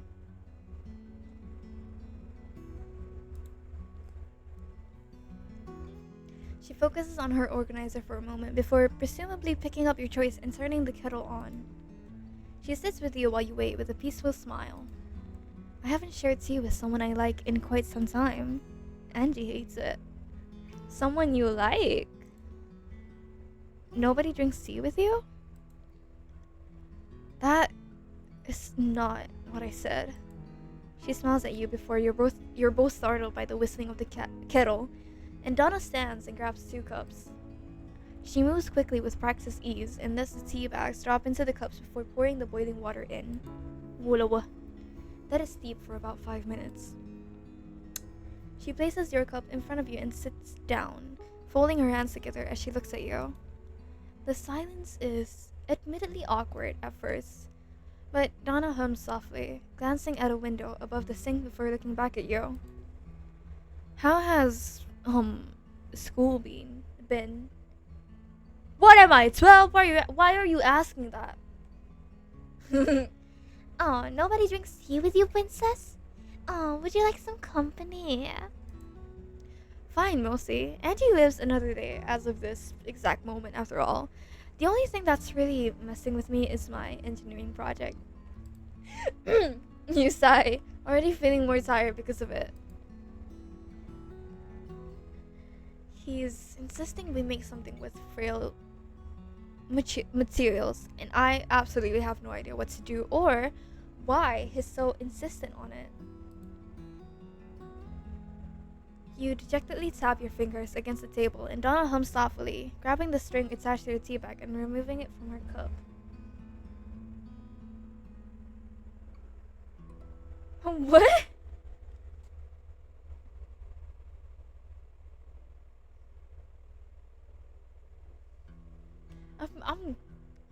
I'm gonna act.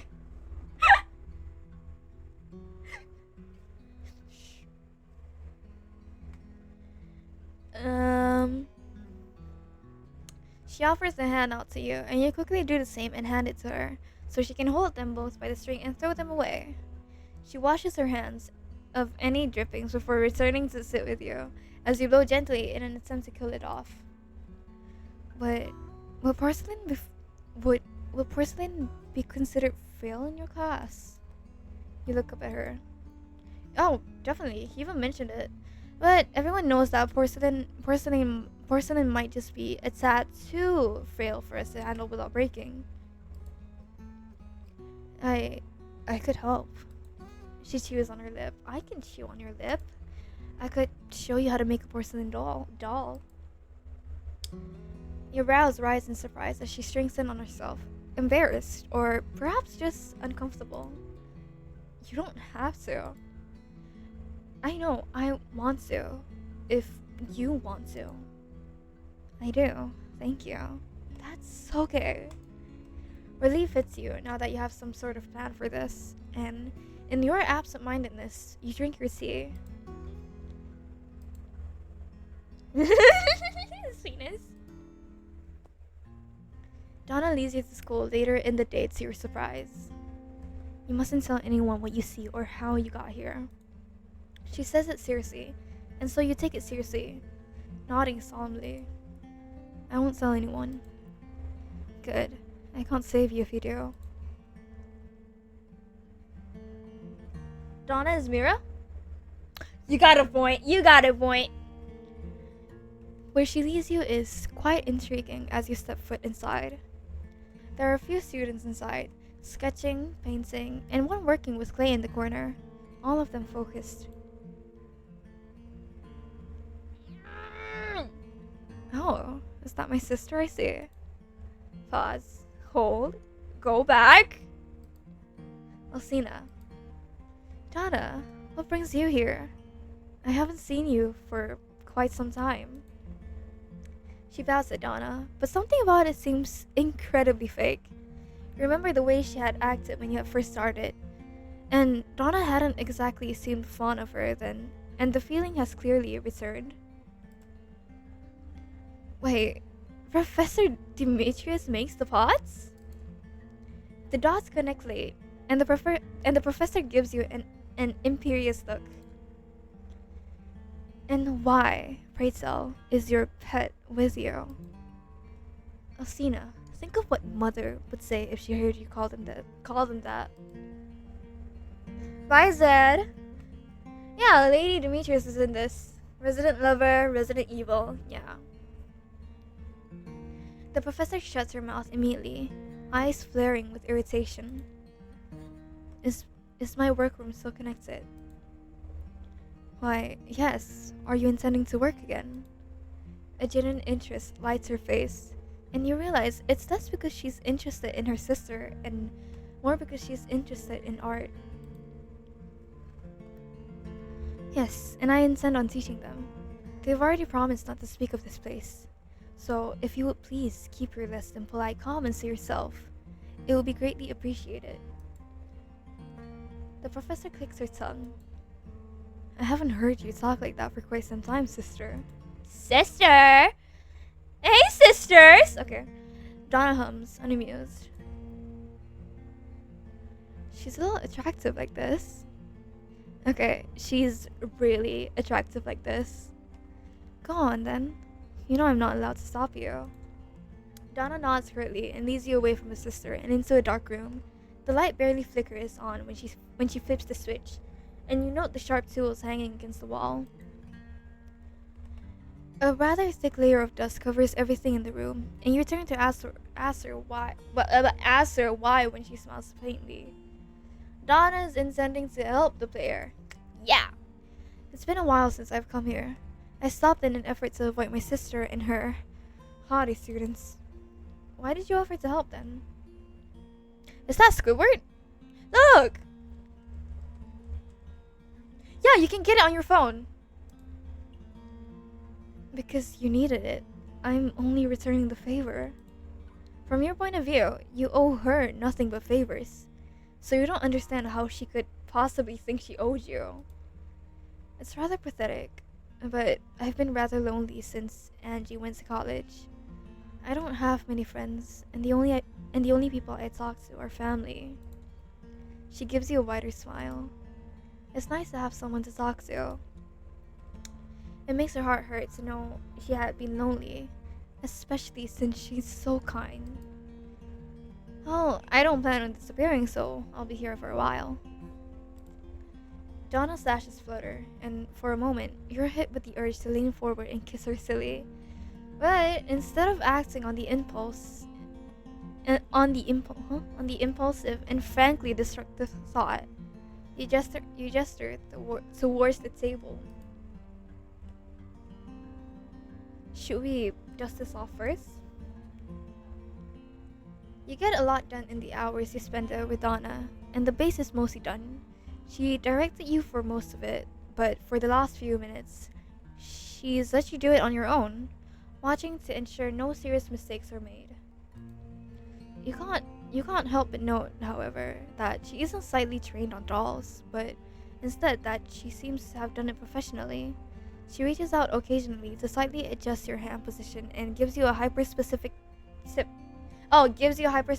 tips on how to make it easier. Pretty indicative.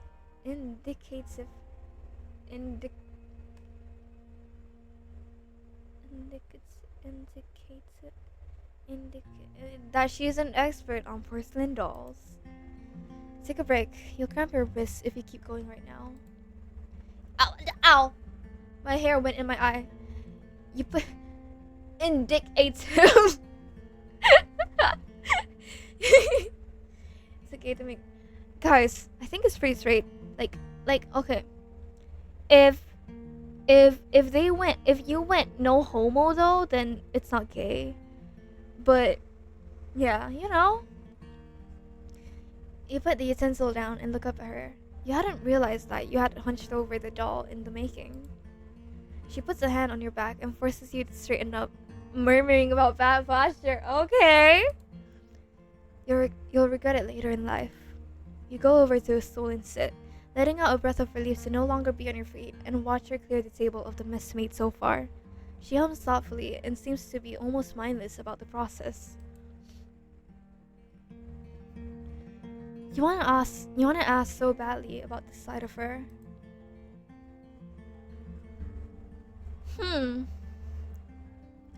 Show you.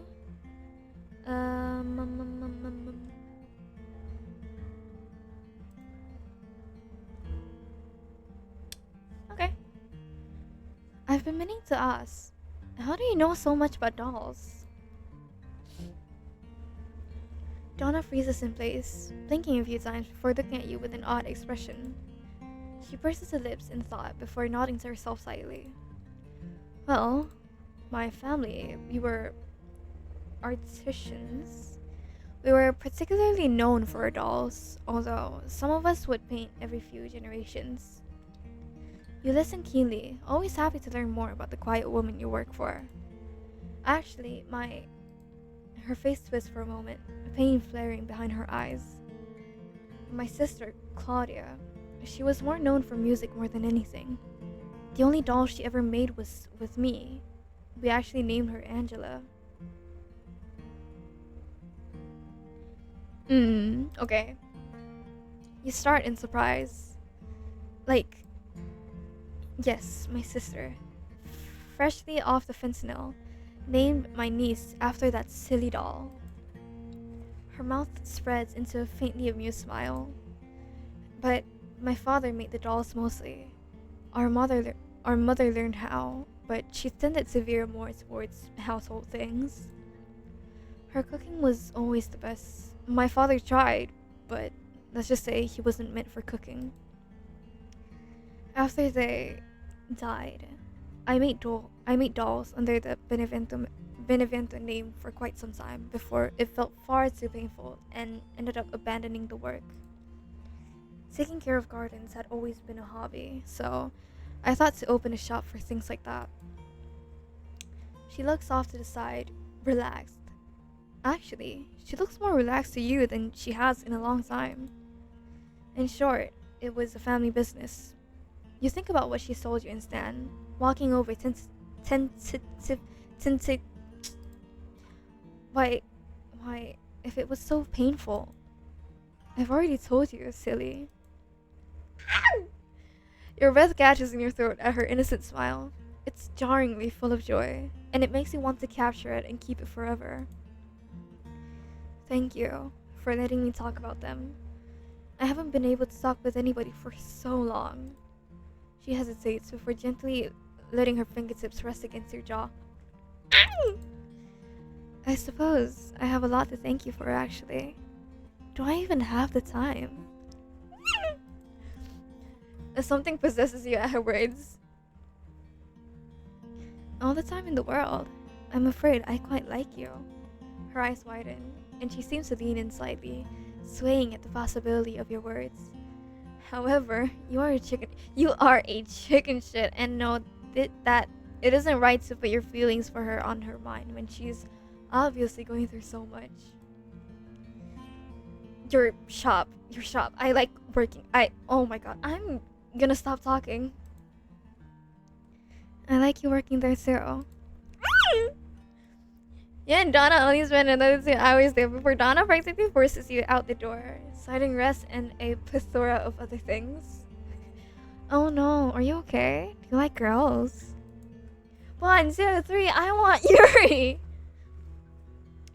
You make it all the way back to the shop, which has been effectively closed for the duration of this field trip.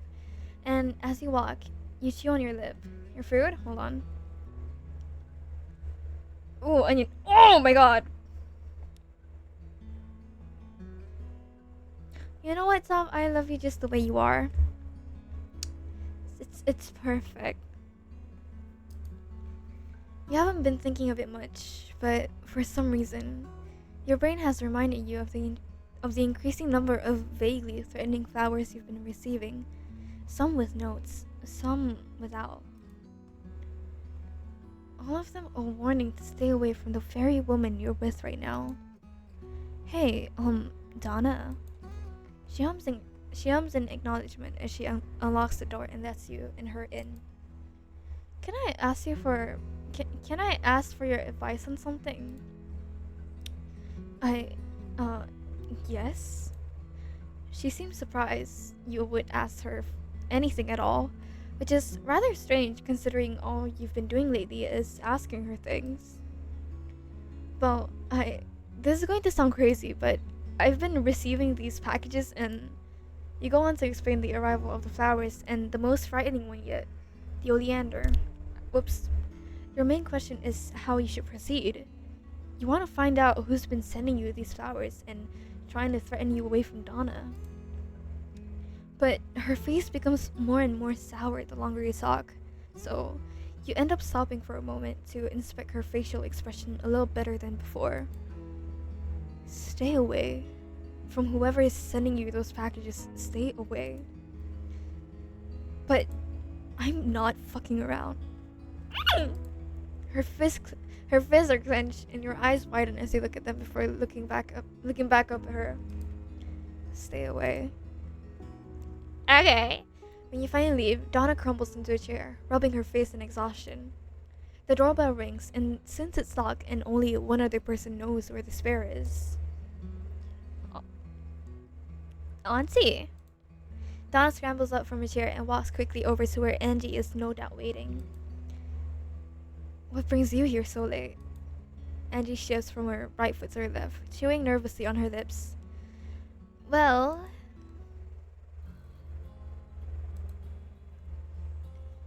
Okay. You don't get to be mad at me for keeping secrets when you won't tell me anything! Only another 10 minutes have passed, but Donna stands rigidly in the center of the shop while Angie leans closer towards the door, both of them red from screaming at each other. I'm sorry that I cannot tell you, but it is for your own good. You cannot leave this town, and if somebody is telling you otherwise, I'd recommend you stop hanging around them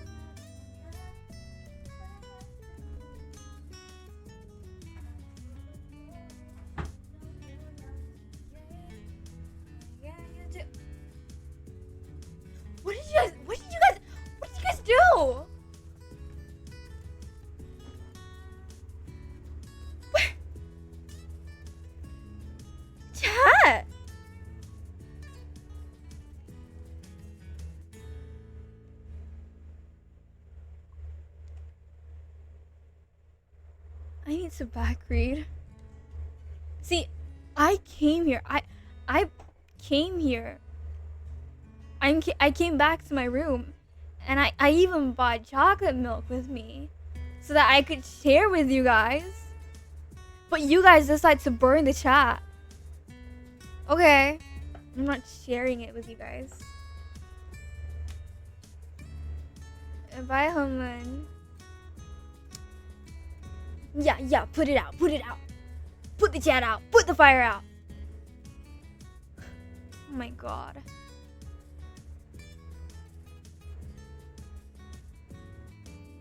Okay. I'll give you guys some just because you guys put out the fire. Here. Can't even piss in peace. Oh my god.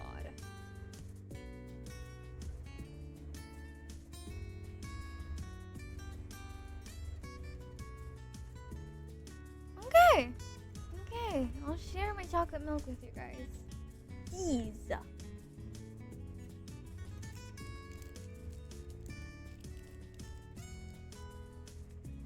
Oh my god, turtles. Turtles.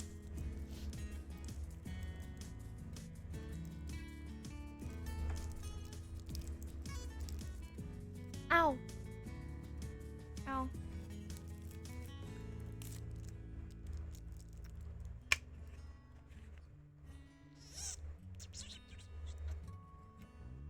Do you guys want to see? Well, not see, you guys can't see me. So do you guys want to hear something stupid I always do when I'm drinking from a straw?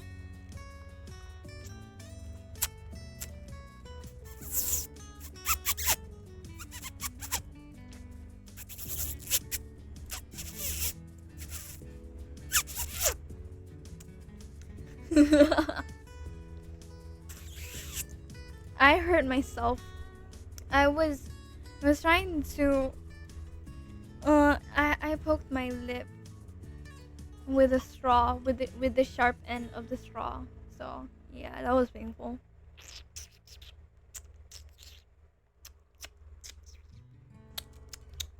You guys want a treat? Okay. I'll give you guys some of my wafer rolls. I mean my cigarette. Here, let me. I'm holding it up to the mic. Take a bite. Oh no, it's take a bite. I'm drinking Dutch Lady right now, so the straw is sharp. So yeah.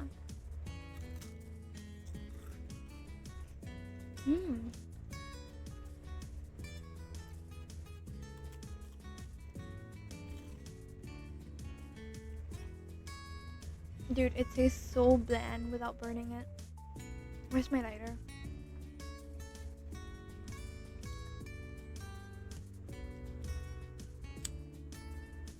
Ow, that's hot.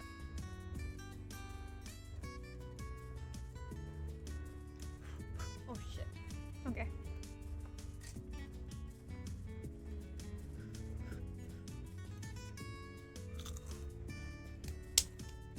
Okay. That is so much better. Okay. Why do you like the lighter noise so much? Oh, okay. Arson. Good night, sheep. Enjoy your sleep. Ooh, sheep, sleep. That rhymes.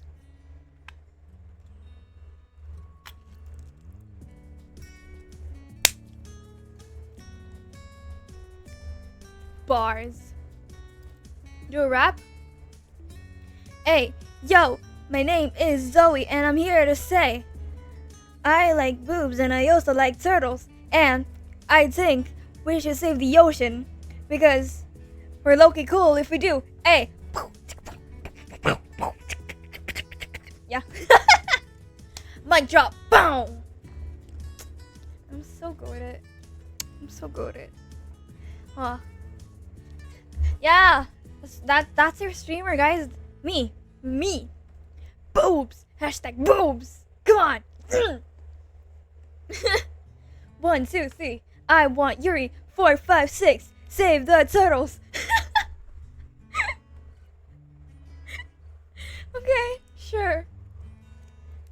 gonna grab me.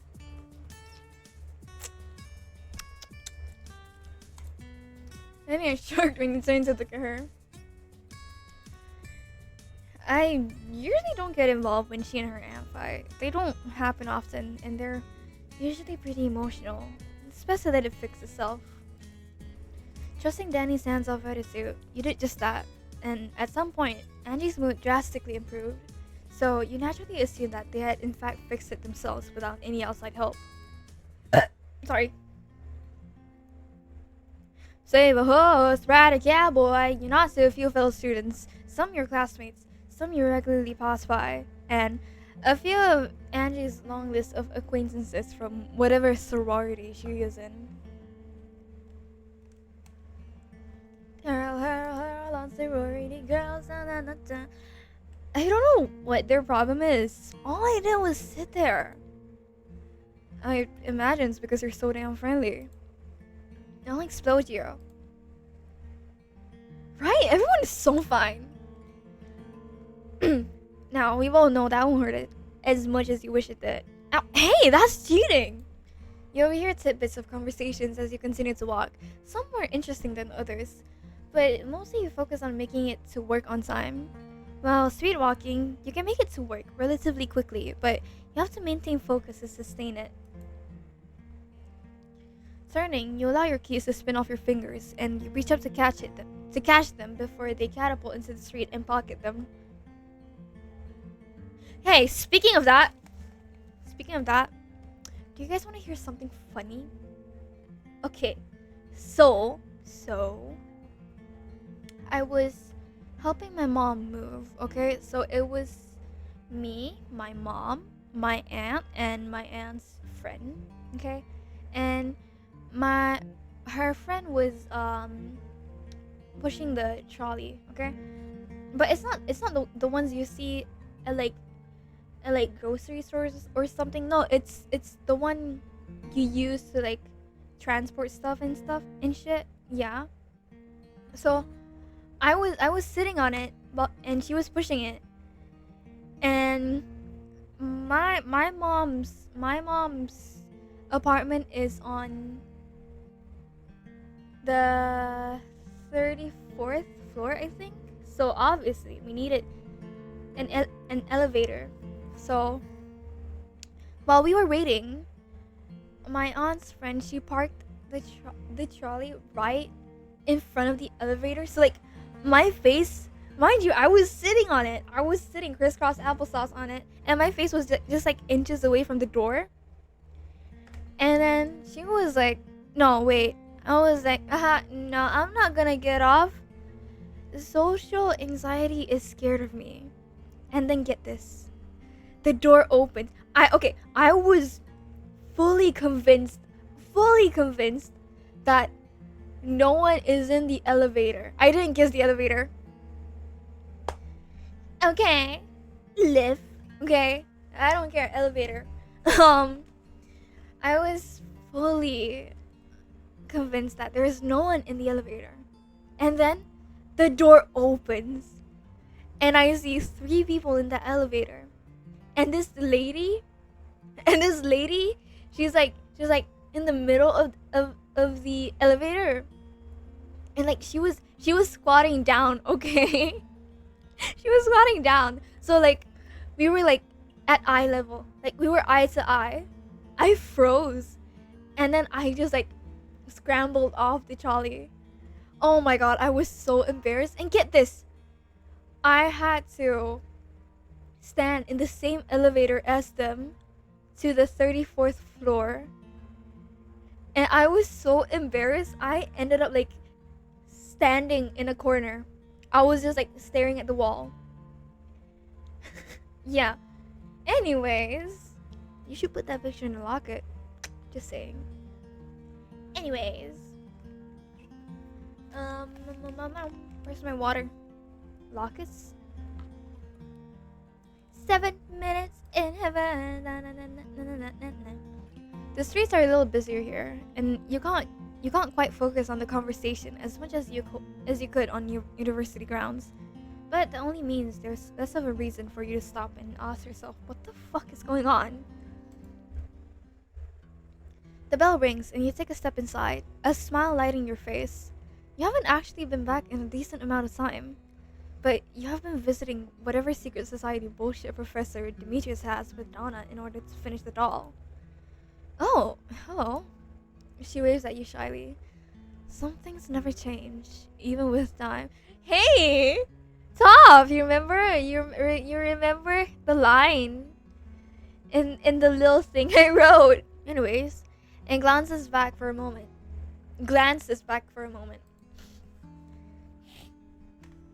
Ugh. I thought you could do something different today.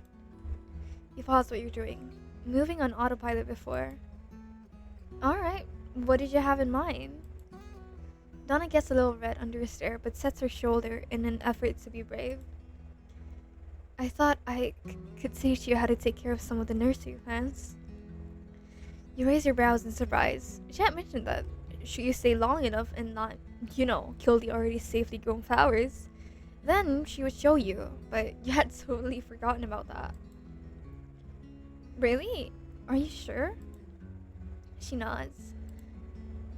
Please, put the gloves on if you would. Do you guys want to see the thing I wrote? I can post it in chat or something.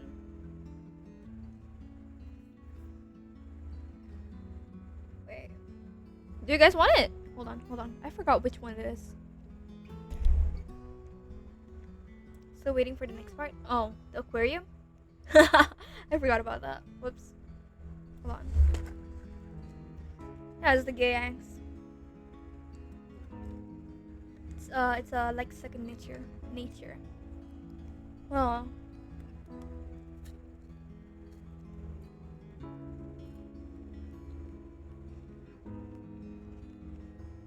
Okay, found it. How do I share this? Hold on. Okay.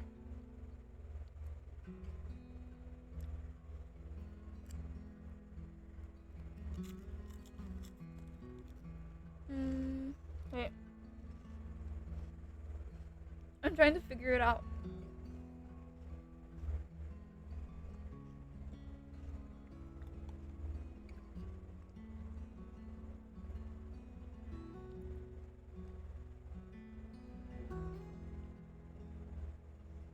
Oh.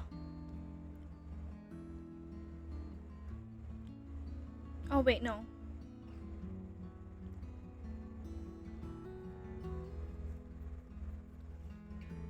How do I share this?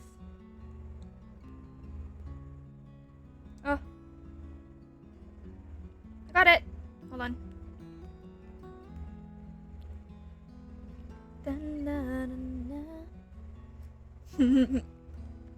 Yeah, I made Soft draw them doing the pinky promise. And it was also one of my plans to get Soft to get a matching profile with me. So Soft didn't even notice, I think. I don't know, that's what he said, or what I remembered. But look! The link! Read it. Hold on, my arm is itchy.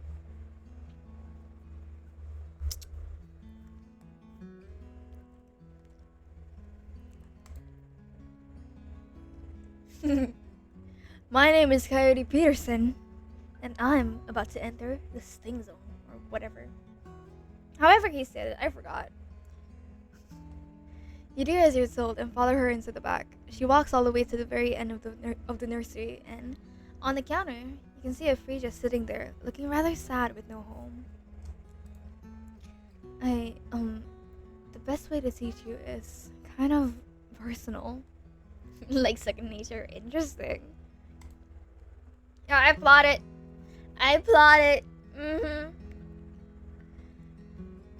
You look at her. Like, physically, or like I'll have to stand right next to you and show you and be really close to make sure you're doing it right. It all comes out in one messy sentence, but you piece together enough to understand she's embarrassed about how close she's going to have to be in you. No, wait! She's going to have to be to you in order to truly get her point across. Yeah. Okay. Sorry, it's alright with me. She nods a few times, partially to show that she had heard you and partially to assure herself that it's alright. You wait patiently for her to begin to instruct you. And when she gestures for you to follow, you do. I'm not pathetic, okay? I can be casual, you know? Here, we're planting a Carthusian pink in here. This should be easy since it's native to Romania and therefore is less likely to die from weather inclinations. It needs constant sunlight, so it will have to be put in the sunning portion of the nursery and then be placed next to the window when ready to be sold. She gestures up as you finally look up and realize that part of the roof in this room is a sunroof. She offers the seat to you, and you take it nervously as she guides you through the process of planting it. It's pretty needy. I can be needy at the beginning stages, so it'll need a lot of water, but after a while, it'll only need the occasional watering, and you can usually tell when the soil is dry. You nod, thinking carefully. Boldness. These mean boldness. You turn without much thought and come face to face with Donna, whose eyes go wide with surprise as you stand barely a breath apart with her arms framing you as she shows you how to go about planting and sifting the soil. Maybe a little too boiled. She makes a squeaking noise, but doesn't move away. And now you just, where was I in the process? Oops, you distracted her too much. You turn back, but you can feel that she isn't even looking at the pot anymore, and instead has her attention focused on you, causing your ears to heat up under the attention. Still, you make it through the rest of the explanation before she pulls away slowly, almost regretfully, and gestures for you to follow her towards some stiff hedge nettle, a particularly interesting branch of the mint family tree.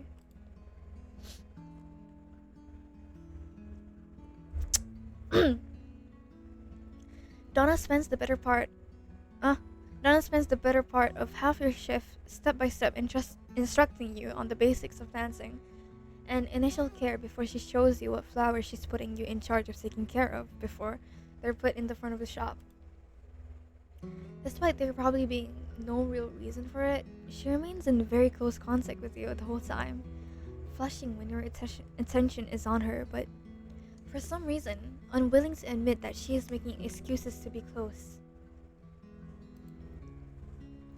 You feel bad for teasing her, but you can't help it, especially when she makes that cute little face in reaction to it. You're still hesitantly on actively pursuing her. Oh, you're still hesitant on actively pursuing her, since it seems so wrong for you to do, but if by some miracle she pursues you, then that'd be a different story. Angie said she didn't care, but you aren't about to find out on purpose whether or not she'd flay you for liking her aunt. You hear the front doorbell ring, and you glance at Donna, who seems to almost be scowling at the noise. Should I go help them or you?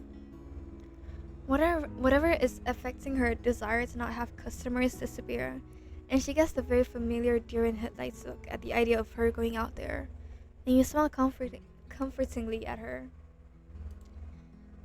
Don't worry, I got it. I'll be back in a moment. Oh god, what have you done now? Oh god! Igor Rooklet? Oh god. Much to both of our surprise, nothing. I'm not here for me. I'm waiting for my sister.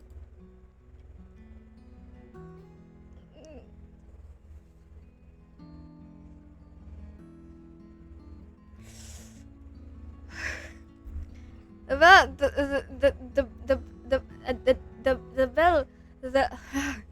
bell rings again, and god, the bell rings. Wow, whoa. Oh my god, Bela. Wow, the bell rings. The bell ring. No. The bell rings. Ooh. The ooh. The ooh. The, ooh. The bell rings. Ooh. The bell rings. The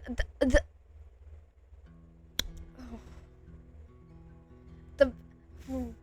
The the mistake. Whoa. The bell ring. I need to kill myself. The bell. What's wrong with the bell?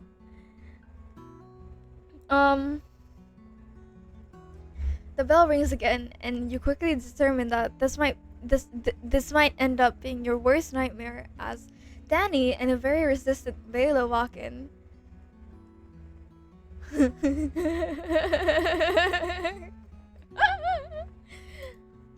Her face is set in a scowl while Danny is beaming. Cassandra whistles, impressed. Damn, Danny, didn't think you had it in you. How'd you get here? How'd you get her here? Blackmail? Cassandra suddenly looks deeply interested, but Vela harshly elbows Danny. Well, you haven't gotten to know her too well. You know her enough that you are shocked that she has been forcibly taken. Cassandra. Yes.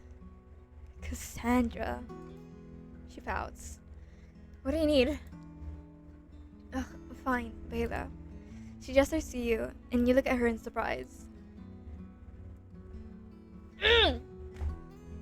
I told her I'd do this if she left me alone. I don't care what kind of bouquet you give me, as long as it makes Cash shut the fuck up. I heard that.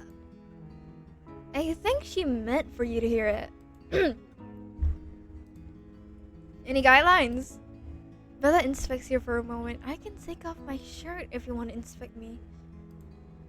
Pick whatever you like. You blink. What the hell? You know she doesn't tend to think like that. You are really good at that. Acting, that is. It's a family trait. And I wonder if you could out-act Cassandra as Juliet. You smile mischievously before wandering off to pick a bouquet as Cassandra makes a loud and extremely offended noise at your implication. Oh god.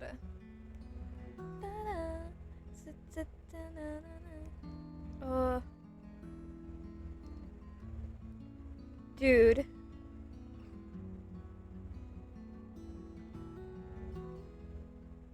Okay, you know what? Let me save this.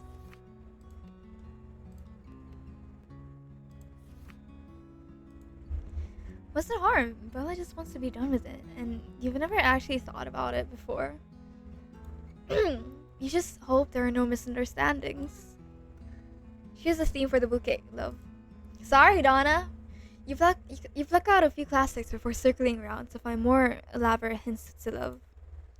When you're done, you come back to the counter as Bella holds what you're almost 100% sure is Cassandra's card in hand. Taking a look at the name, you are in fact correct that it's Cassandra's. Once it's paid for, you hand it to her, and she almost immediately hands it back to you. For you.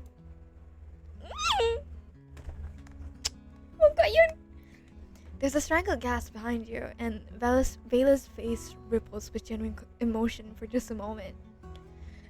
And you turn around to see Donna looking between the two of you quickly. Donna! No, I'm sorry. Fuck. She's already backing away, and you realize that she's about to run just seconds before she does. Wait, Hansi, I shouldn't have assumed anyway. And before you can do much of anything, she's out the door, and you're left standing just at the edge of the counter, having tried to round it. You don't think she'll be back for a while. Well,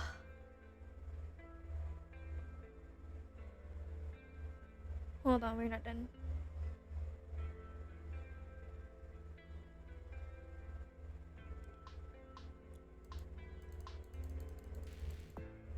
Okay.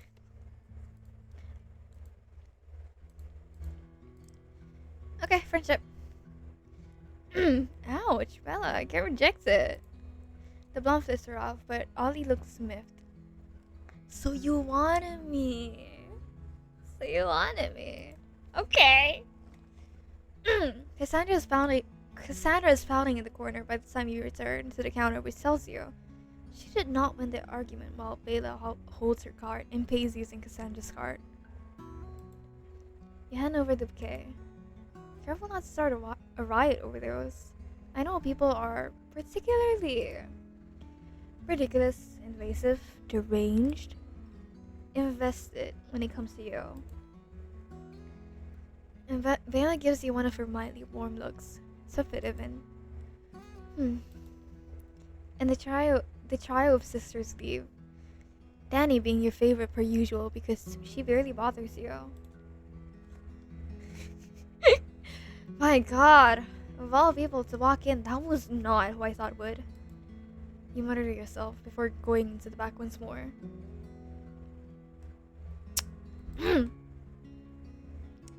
You almost run straight into Donna, who squeaks and steadies herself against you.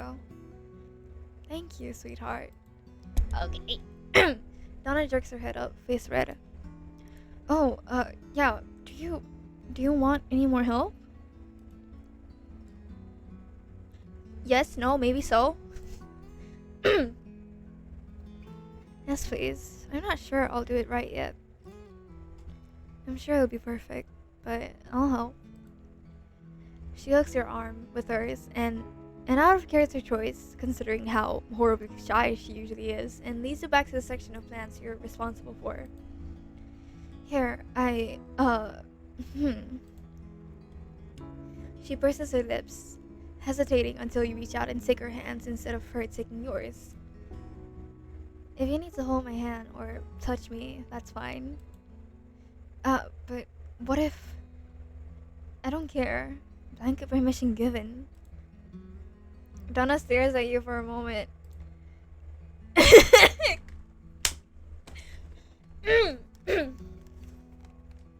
You might regret giving that later. What if I want to touch you a lot?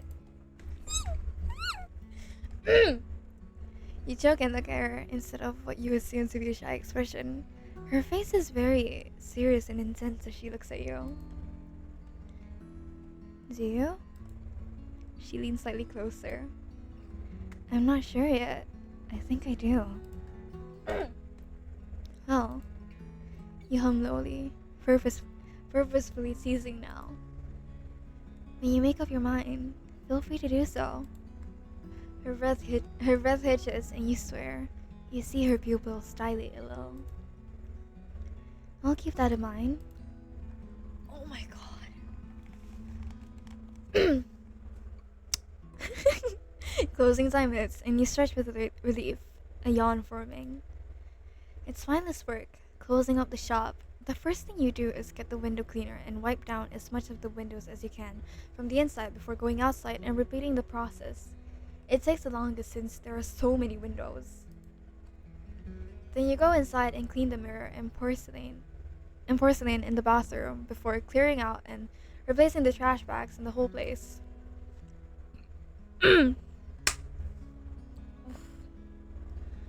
Donna sweeps as usual while you scrounge around for the keys to the cash drawer. Once you find them, you yell out, "Do you want me to count tonight?"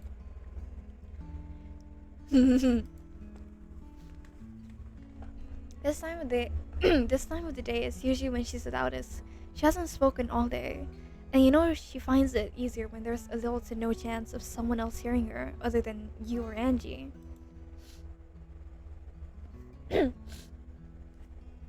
Counting the cash jar is about the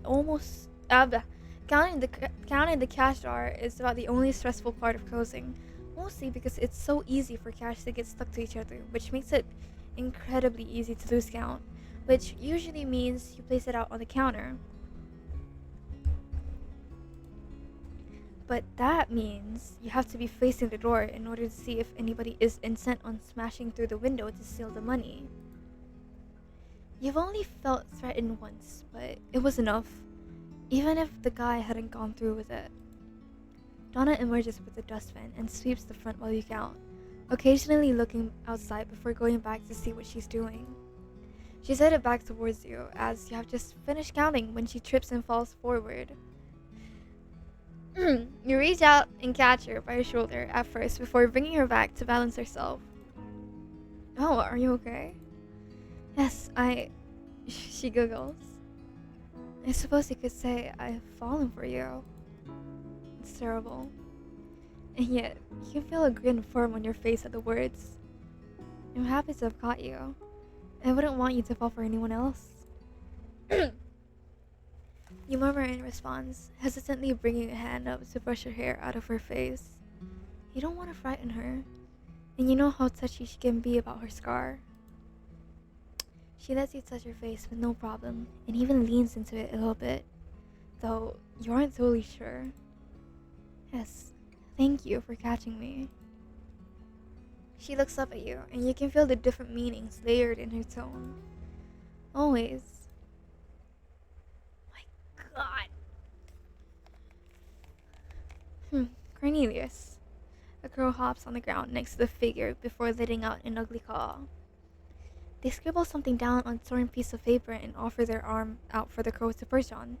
Then they tie the paper to the leg of the crow, Cornelius. She's going to be furious when she reads it. Ruffling his feathers, Cornelius takes flight and the figure gathers their things and stands with a stretch. I wonder if the Devourer has any more ideas for pranks. I've been rather bored recently. Finishing up closing takes longer than expected, but eventually you and Donna gather enough brain cells to complete the basic tasks left on your list.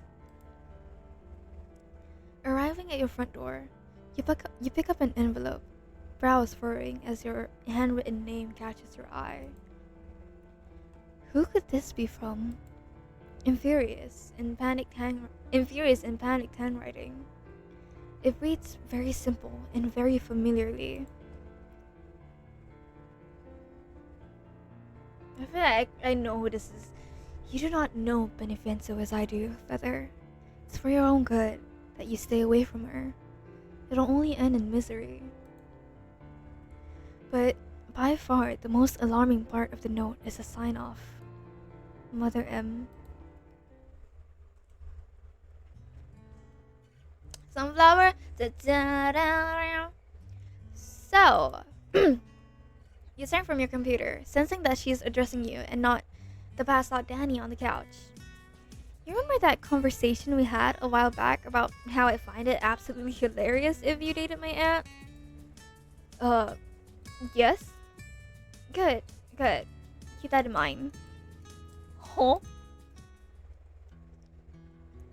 When you arrive at work, you frown. The entire shop is dark, and when you inspect the newly brought plum blossoms, you can see that they haven't had their initial watering. Donna? Warily, you make your way to the back, picking up the clippers on the way in case you need to defend yourself. What? It's the sharpest thing you could find on short notice. You go into the nursery, which is even darker than the front. The only light given from the partial sunroof. Donna? Concern is starting to build, and you slowly make your way to the end of the nursery, arm tensing the further you go with no sign of life other than the flowers. Hi, Honman. When you hit the end, you turn sharply at a wine and see Donna, asleep on the counter, hair partially in the dirt that has been splattered on it. This might have been cute, except her brows are furrowed and her cheeks are red. And to top it all off, she makes a pained whine every time she exhales. Cautiously, you put down the clippers and walk over, resting a hand on her shoulder. She stirs almost immediately and frowns when she realizes where she's fallen asleep. And you have to ask, did you spend the night here? She shakes her head slowly after a moment. No, got here early. She wheezes it out, And that's all it takes for you to commit to your theory. Sweetheart, I think you're sick. Almost immediately, Donna makes a noise of protest and tries to stand, swatting you away, half-heartedly. No, I'm fine, not sick. She whines when you grab her hands gently and guide her to sit back down. No, sweetheart, you are sick. She whines against you, squirming weakly. Oh my god. It can't be sick. I have to open the shop. Need to open. Darling. Oh, that was so British. You murmur sweetly, brushing her hair from her forehead, which is hot to the touch. You need to rest. I'll open the shop, alright? I need you to go home so you can rest. She wheezes frantically. No! I'm not British! She shrinks against you, using you as support. I don't like being alone when I'm sick. Oh, so you are sick. She weakly pushes you with her arm. Mean, tricked me. Alright. You kiss the top of her head without thinking. If you promise to rest back here, I'll let you stay, and I won't call Angie on you. But you have to rest and stay back here and do absolutely no work. Alright? Okay, I promise. You hum to yourself. Do you have any blankets? But I'm hot.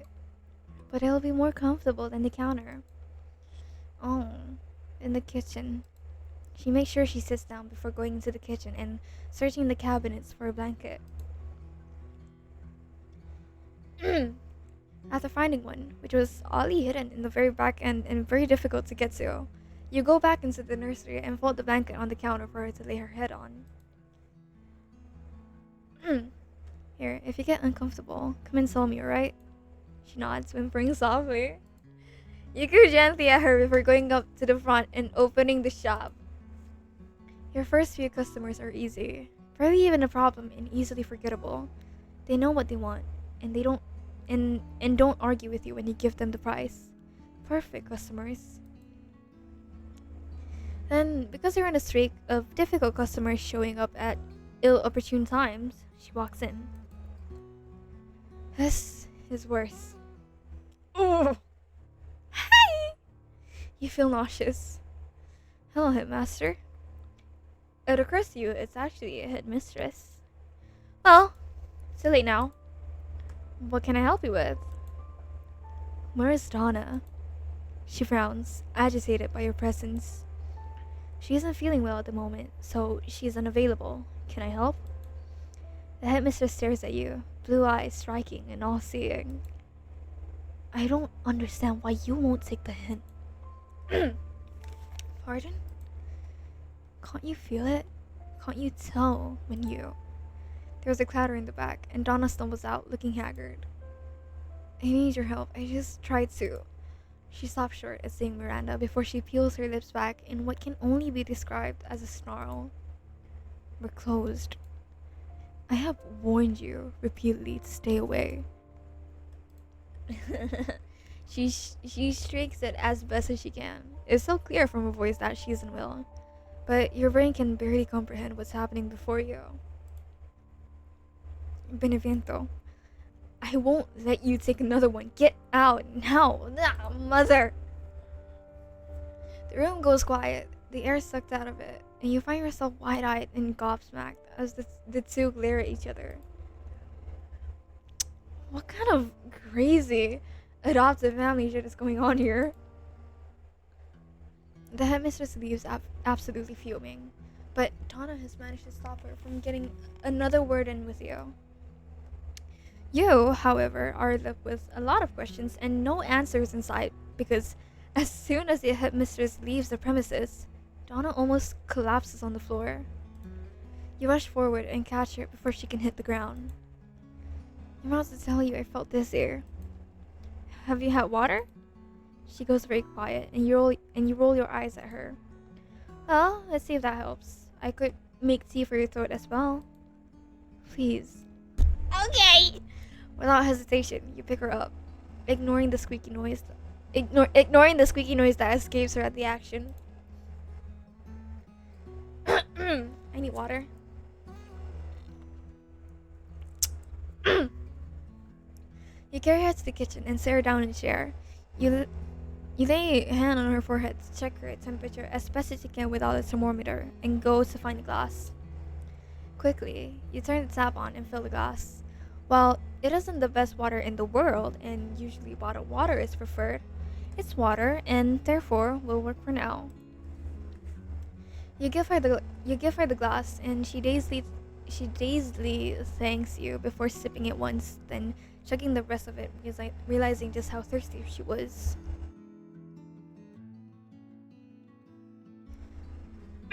Wah.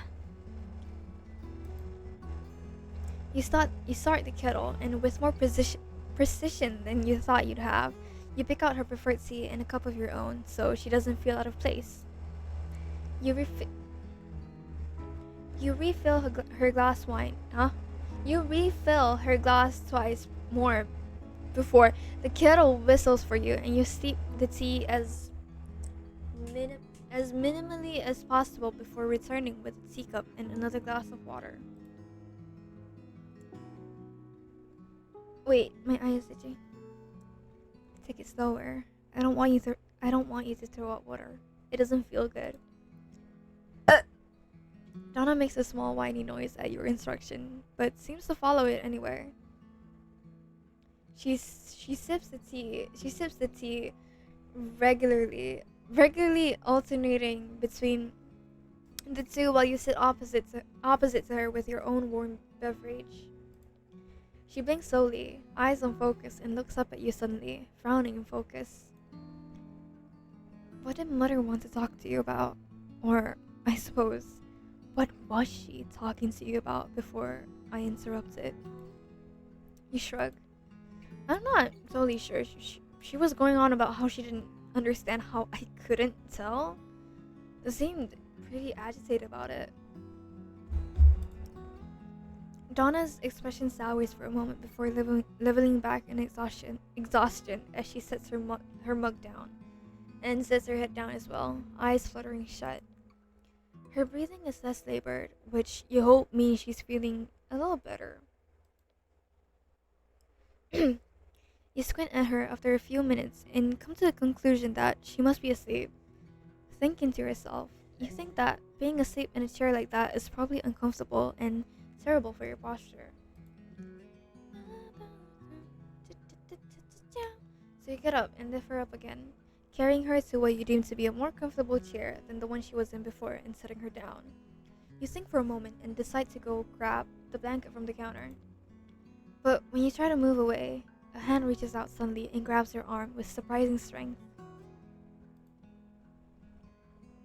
You look down to see Donna with her eyes open and a few light tears falling down her face. Please don't leave me. Will you leave her? I won't.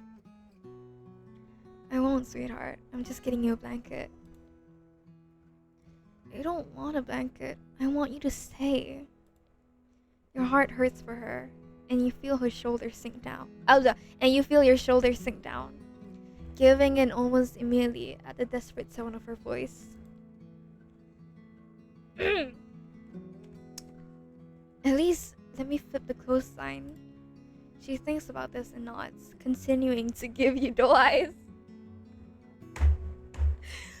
And then you'll come back. And then you'll come right back. I promise.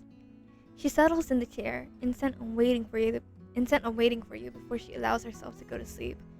Really, you can't believe you let her convince you to not make her go home at the beginning of the day.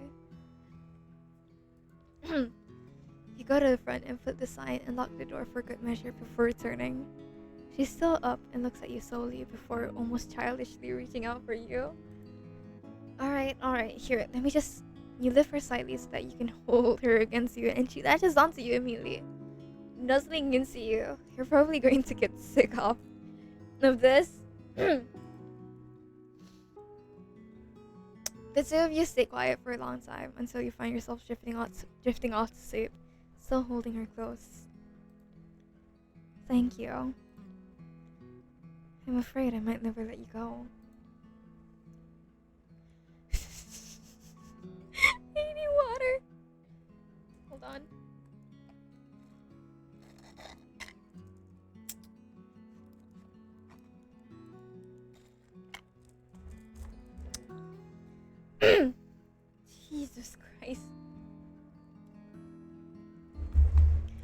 finally find it in yourself to do something other than watch over Donna. You get up carefully, trying to avoid waking her precarious peace. Once you've successfully escaped the room without waking your patient, you walk around freely. You haven't actually done a full-blown exploration of the shop yet, so now is the perfect time to do so without interruptions. You haven't been wandering long when you start to hop back and forth on your feet, and you sit backwards suddenly while exploring the far left of the shop. With a squeak, you catch yourself from falling and look at the ground. There's a floorboard out of place now.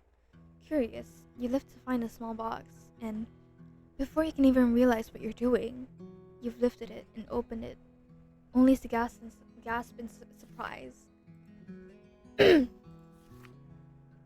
It's a secret ledger full of orders, and Donna's handwriting is distinctly different handwriting than you're used to. But then again, everything seems to be written in Italian. But even with the language barrier, you can still understand a few names. She keeps track of everything, likely in the name of not misplacing anything. Regular intervals of elderberries, belladonna flowers, oleander. Wait. I need water.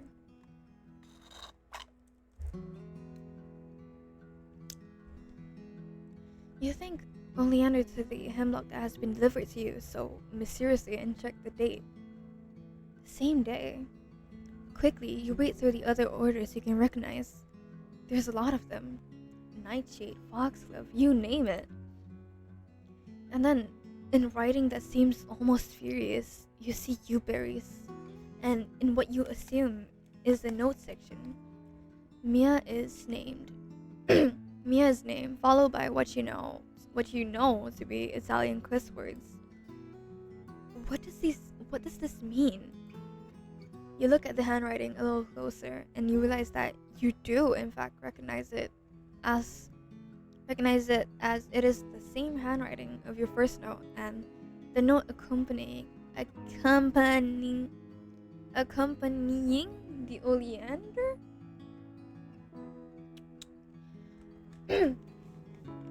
Anyways, Donna has been warning you away from herself. Whoa. Why?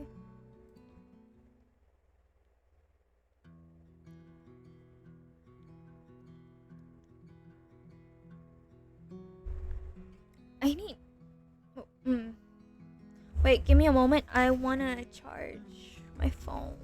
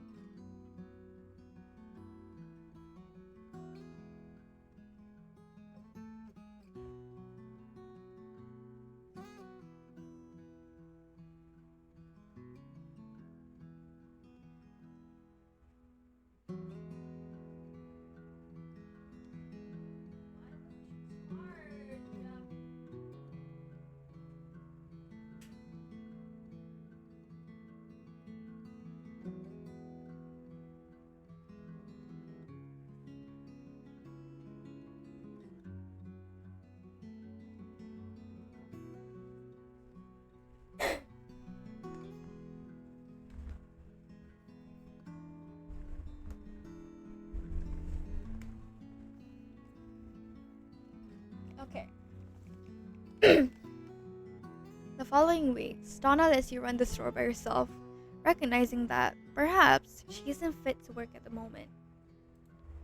And in those weeks, you absolutely agonize over what you found, sometimes even taking the box out again and attempting to read the Italian again with no more luck than the first time.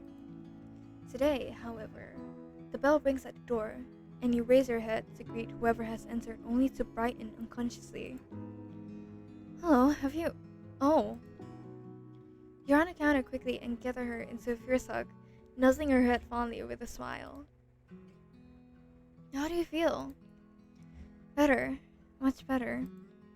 Her fingers curl into your shirt, slightly as if to keep you where you are, and she smiles at you, sweetly, looking extremely pleased for some reason. That's good. I missed you the last few weeks. The last few weeks. Must have been quite the illness. You miss me? Unable to resist, you boop her nose. Terribly. She smiles at you, wider than before. Well, maybe I missed you as well. God, you hope so. It wasn't really that bad.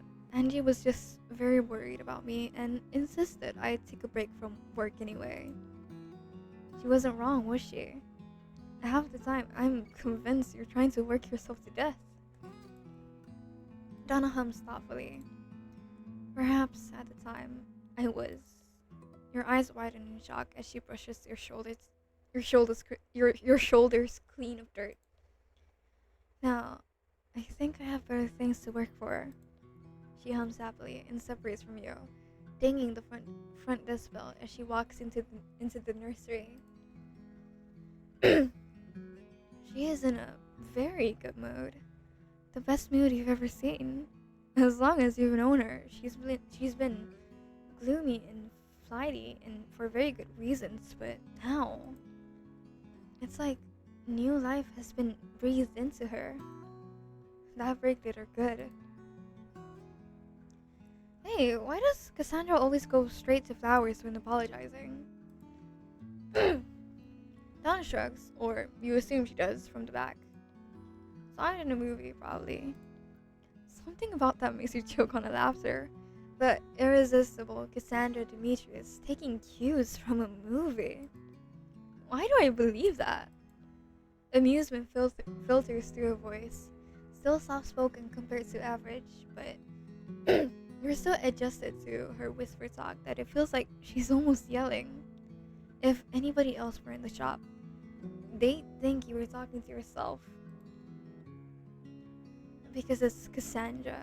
She's very dear to me. But she's also so impressionable when it comes to media. Would it cripple the shop if I taught her a better way to apologize than spending thousands of dollars on flowers every month? Probably. You shake your head, laughing to yourself. Donna emerges from the back, peering over your shoulders as you doodle idly. You're no Da Vinci, but it isn't a completely terrible sketch. You don't even realize you've been sketching Donna from memory until you see her eyes widen and she squeaks. Oh. Sorry, if you don't want me to, I don't mind. She sets a hand down on your shoulder, and she doesn't look like she minds. At least, she doesn't look like she doesn't want you to sketch her. At all. Would it be easier if I stayed out here for you? You choke on air. Are you asking to pose for me? Something utterly mischievous crosses her features, and you realize that maybe Angie's chaos is an inherited trait, and that Donna just prefers to let Angie do most of the troublemaking. I'm no French girl, but Italian will do, won't it? Oh my god. Stop, you literally, you draw me. You drew me before. Okay, that's gay too. You're gay. You feel your face heat up considerably as you open and close your mouth like a goldfish. What on earth possessed her to say that? Not that you're truly complaining. I think there's too many windows up here for me to draw you like a French girl anyway. Surprise flickers in her expression, but instead of backing off and running away, she instead leans closer, a pleased smile flickering on her face. Well? Oh, dang it. The bell rings at the door, and the two of you jump away from each other. Donna goes a little pale and backs into the nursery, murmuring an apology. God damn it. And you turn your focus back to the front. You realize why.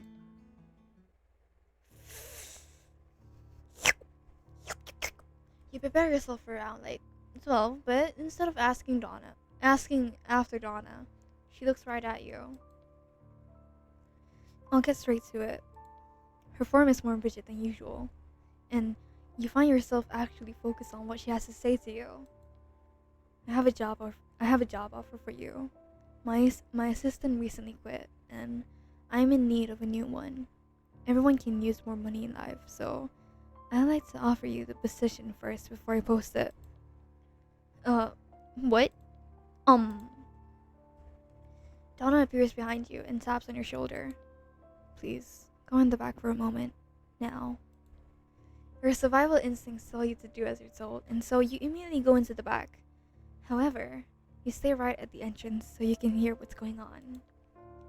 I told you I wouldn't let you take another person from me, and I meant it. Benevento. No, I won't do it anymore. You think I can't keep them safe from you? I've had a long time to think of ways to keep you away from them, and by all the gods, I will use them. I am done. There's a silence in which you assume the headmistress is staring at Donna. You're done? You assume Donna nods. Fine, then you're done. Wait, what? Just like that? You hear the bell ring again, and you assume the headmistress has left the building. You can come back out now.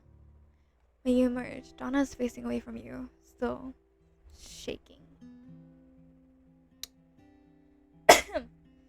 But before you can get a word in edgewise, she whips around, anger clouding her face.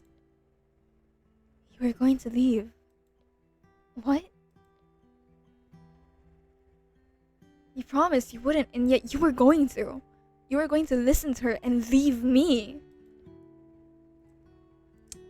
Her fist clenched by her side and strides forward, grabbing the front of your shirt. What? Is she better than me? That megalomaniac bitch? You have no idea what's going on right now, but you do know that she has just cussed in English in front of you, and that is very distracting. Tell me what it is. Do you need a raise? More time off? What could possibly make her so fucking desirable when all she is mean? I don't even know what you're talking about. Of course you know what I'm talking about. You were going to say yes, weren't you? No? Why would I say yes? She takes everyone from me. And if not her, then Osina. Her sister's first name is dripping with contempt, and she's not exactly talking about her mother kindly. They have a complicated relationship, that's for sure, but there's definitely a lot of unresolved jealousy going on as well. Jealousy. Oh. Donna, look at me. I don't want to go work for the headmistress. I don't even really like Professor Demetrius. I have no idea what is making you think I'd want or think those things. And if I'm being totally honest, I can't even identify why it would upset you so much. Don't play stupid. Stupid about what? I'm obviously in love with you.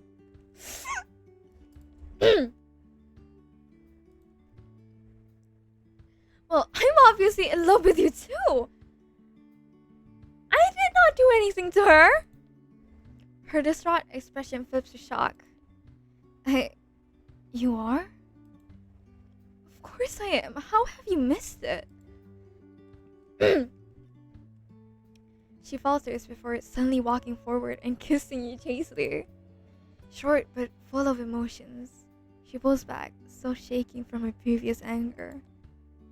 You love me too.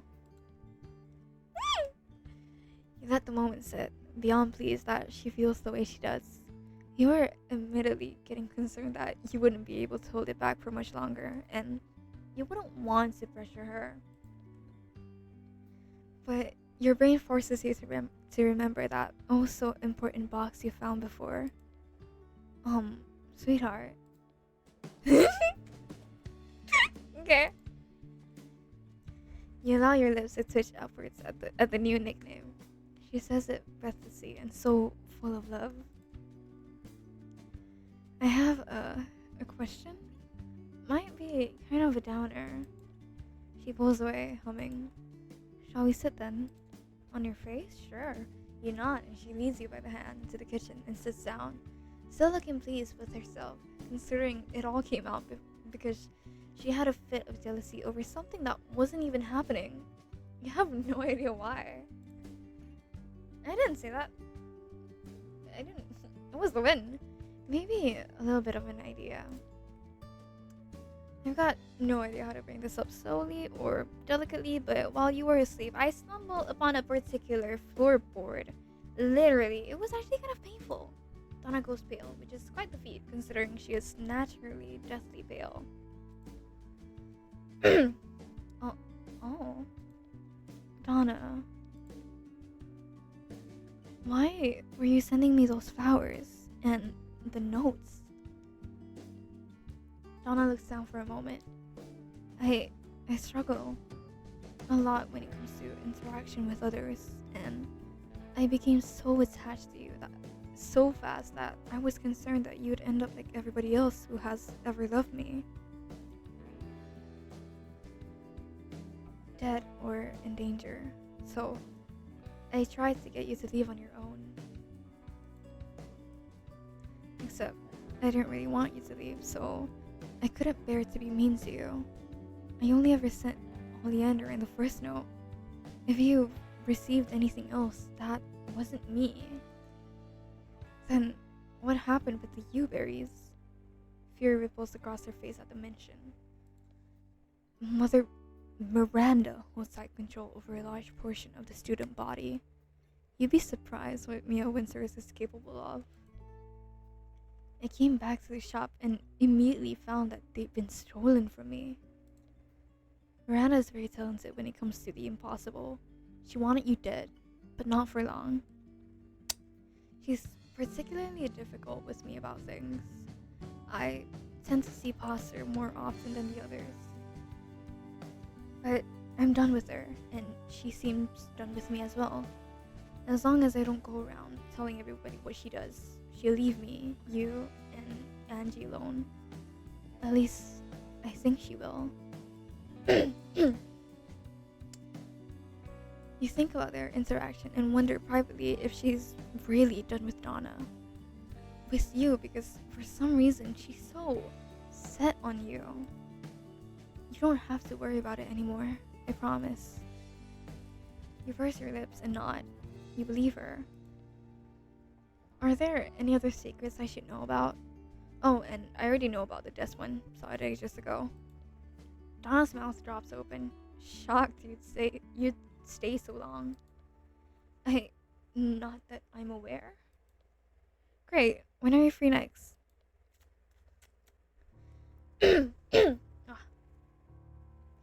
You really just let her go like that? Miranda taps her pen against her desk. Cornelius perched behind her. I'll admit, this time, it's my fault. I've been so lax about her so far. Next time, I'll keep a better eye on Lady Benevento. The blonde grimaces. She's been causing me trouble the last few runs anyway. Always out of reach somehow. You'd think she'd be the easiest to control out of everybody. But no, cursed mind of hers. She scowls furiously. There's always next time. Bird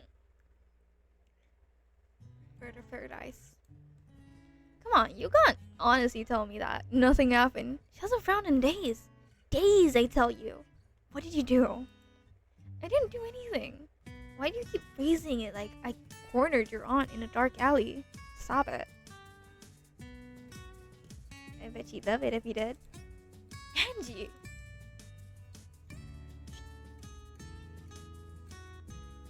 Hold on.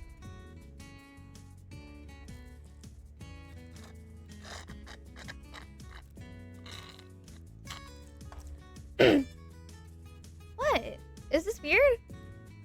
Kind of, but everything involving you is weird, so I'm kind of used to it.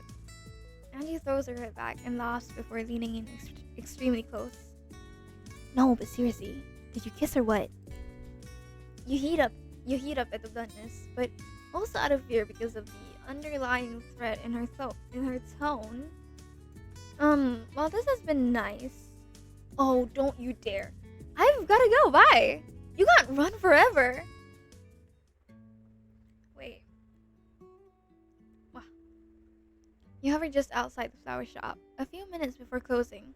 The sky is more gray than usual, but it doesn't seem like it'll rain soon. Maybe tomorrow. 10 minutes before close, you see Donna flick off the lights early. You smile. She's just as excited about this as you are. And 5 minutes before closing, she flips the sign and opens the door, completely missing you and locking it from the outside with deep focus. Toph, I'm gonna kill you. Hey. She jumps up slightly and looks up before grinning at you. Hey. I can't help but notice that you're closing a little early. You raise your brow teasingly at her, and she almost screams under your gaze. I think I'm dating a masochist. Is that a promise? Perhaps. I couldn't help but notice that you were here 30 minutes ago. You flush but smile. Perhaps I was excited. So was I. The key is still in the door as the two of you stare at each other like teenagers new to love. Maybe the two of you are new to it. New to it like this, perhaps. Eventually, Donna returns her attention to properly locking up her shop and successfully pockets the key. You both have agreed to go on this date in your regular clothes to avoid being uncomfortable. You know Donna prefers things to be consistent, and going on a date is stressful enough without the added point of getting dressed for it. So, it's been a while since we went to the theater together. After the Uberries, Donna had gone to the theater by herself and put you in charge of the shop while she was gone during renovations. Things are put together enough for the plates to be put on, so you are kind of excited. You think that going somewhere that requires quiet is a better idea than a night out, and it is easy to eject you from the situation. Besides, for all her bullshit, Cassandra would never half-ass a play, and Romeo and Juliet is sure to be good. We're seated in platform B near the edge, so if you want to leave, it'll be easy. Thank you. You beam and offer your arm to her, and internally celebrate when she takes it shyly. The two of you walk slowly, a little too early for rushing. She gets a little more shy when you enter student grounds, and you can't help but glance at the headmistress's office window, startling when you see her watching. Much to your surprise, she raises a hand and waves, head tilted in curiosity. Great, you're a subject of interest even still. Just ignore her. Donna tugs at your arm, concern and a petty kind of jealousy in her eyes. Alright, I'm sorry, sweetheart. She brightens at the term of endearment. It's alright. Now come on. You might want food. You smile and let her drag you towards the theater a little faster. Oh, I fucking knew it! Donna stops dead, just as you register the voice. Both of you turn to Angie, who looks far too smug for your liking. The cheese! She raises her phone suddenly and takes a photo of your deer in headlights expression, and Donna lunges forward to stop her from taking the photo. Your shirt is charming. Angie cackles and runs away before Donna can do much else. I hope she knows I'm going to call her my niece-in-law just to mess with her. Hold on, I want to change the music. 3. No. Okay. Oh, she'll hate that. Despite the incident, Donna is still flowing with happiness, which you take to mean that Angie actually approves of you and her together. You know, it'll be so much fun. The two of you make more of an effort to get in early and scout the place out after that. Donna deciding that yes, she probably will in fact get hungry during the play, and you are helpless to do anything but what Donna wants. Once the food is acquired by you, you go back over to Donna, who's fidgeting in the far right when she sees you. There is a palpable relief in the air, and you can't resist greeting her with a kiss on the temple. Hi, Rebel. You'd be worried about the public affection if you didn't immediately see Donna tilt her head towards it with a small smile. That small sigh. Thank you, Karamiya. Her smile is sweet, and you find yourself melting under its brightness. Of course, sweetheart. The two of you decide to find your seats afterwards, Donna maneuvering her face the whole time, and you doing your best to compensate for a lack of face covering. You're glad she didn't wear one, but now you know just how uncomfortable she is without one. Ow, ow, ow. If you need to leave, just tap me 4 times, alright? You figure nonverbal would be easier and less embarrassing to do in a theater. Well, there wouldn't be a lot of noise. There was bound to be a lot of people. Donna nods. I will. Good evening, ladies and gentlemen, and all of the in-betweens. At this time, please silence your cell phones and put them away. You guys heard the announcer chat. Please silence your phone and put them away. Thank you. Please refrain from any form of recording tonight, as it is strictly prohibited. Also, chat, don't forget, don't record, okay? Hi, bye. The play is estimated to run for 2 hours and 45 minutes with a small intermission.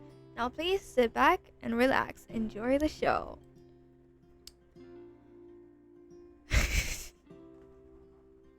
Okay. I don't know how to pronounce any of this. What devil art thou that thus...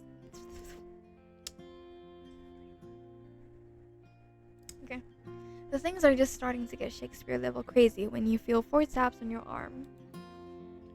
Well, you can always just come see it tomorrow night if you really want to.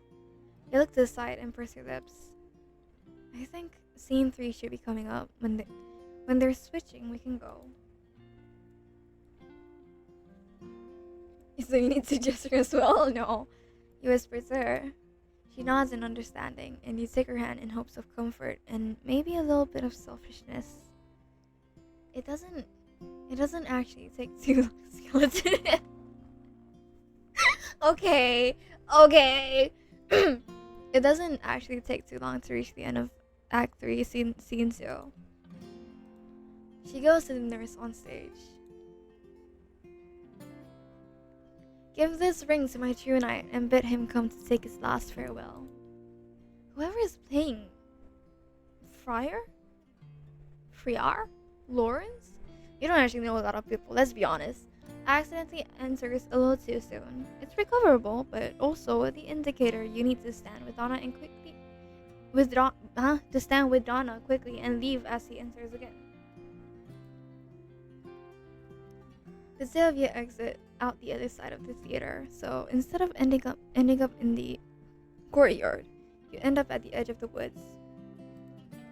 I'm sorry, it was just too many people around you. She nods with a distinctly miserable expression on her face, but you shrug. It's alright. It was getting hard to look at Cassandra and think of her as some 14-year-old girl anyway. So, say what you will, she is good at acting. Donna seems relieved that you aren't too held up on it and brightens slightly. I know I don't want to be in there anymore, but would you mind walking with me for a while? You reach out and take her hand again, intertwining your fingers. Lead the way, sweetheart. Donna giggles softly, either at your term of endearment or the act of holding her hand. She's still shaking a little, so you think she might still be nervous. The MC is... You wanna see? Hold on. Okay. So this is MC. This is us. This is us. This. Yep.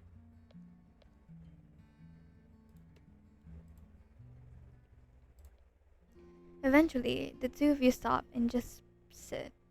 Donna tilts her head up toward the sky for a moment before looking back at the trees as you watch her. Yeah, we're hot. You can tell when she notices too, because she starts to fidget and struggles to focus on what she herself is looking at. What? Is there something wrong? No, I just like looking at you. She makes a strangled noise at that and closes her eyes, jaw clenching. You're too sweet. She leans against you as she says this though, and you do admittedly give a smug smile at the action. No, but I heard you have a sweet tooth, so doesn't that just work out? She whines and prods her shoulder at your continued teasing. Alright, I'm sorry. I'll stop. You sit in silence for a while until Donna decides to break it. I need water.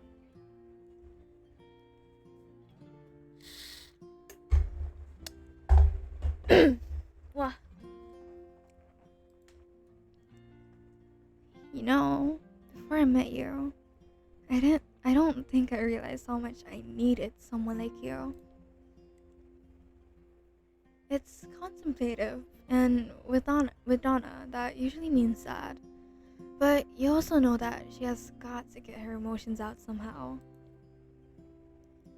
Angie had been telling me already that I should leave the shop more and find other people to talk to, but it all seems so daunting. I had been alone for long enough to not know how to not be. And then, naturally, she goes and dares someone into staying the night in the theater. She turns around to look at you. You know she did that on purpose, right? Whatever she claimed it to be, she knew the whole time that you'd run into me and that we'd meet. I told her no again, and she took matters into her own hands. Would you believe that I was mad at her for it? She smiles. Now, I'm quite glad my niece saw fit to play matchmaker. She reaches out and cradles your face. I don't really think you understand just how much you changed my life. You could tell me. I'm always a fan of compliments. She taps your cheek scoldingly, and you smile cheekily at her. I'm not lonely anymore.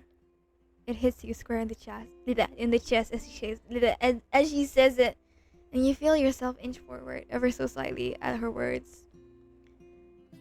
I would have never stood up for myself without you. Her head falls so that your foreheads are touching as she laughs breathlessly. I love you. You grin, pressing yourself lightly into her hands, and it seems to trigger a reaction from her.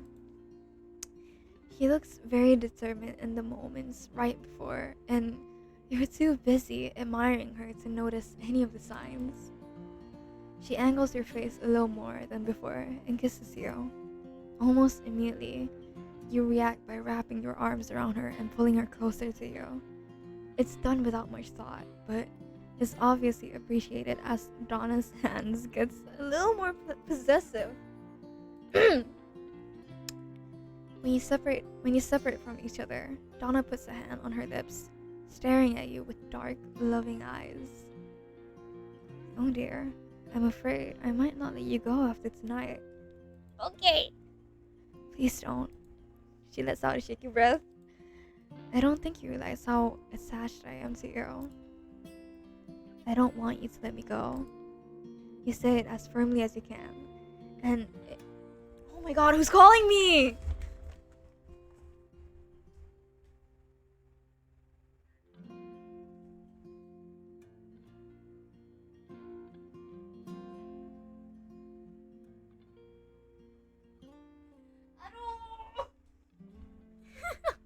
Wait, give me a second.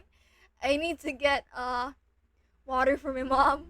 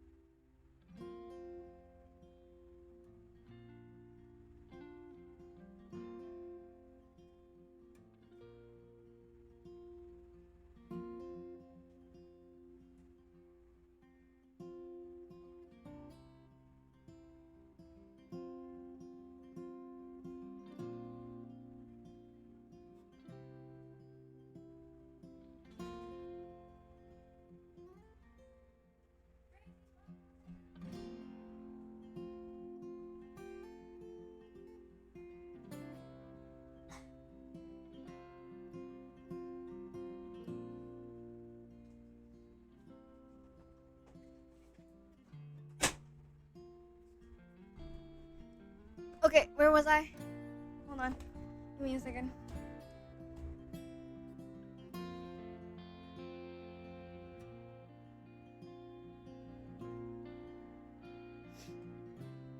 Where's my water bottle? Okay.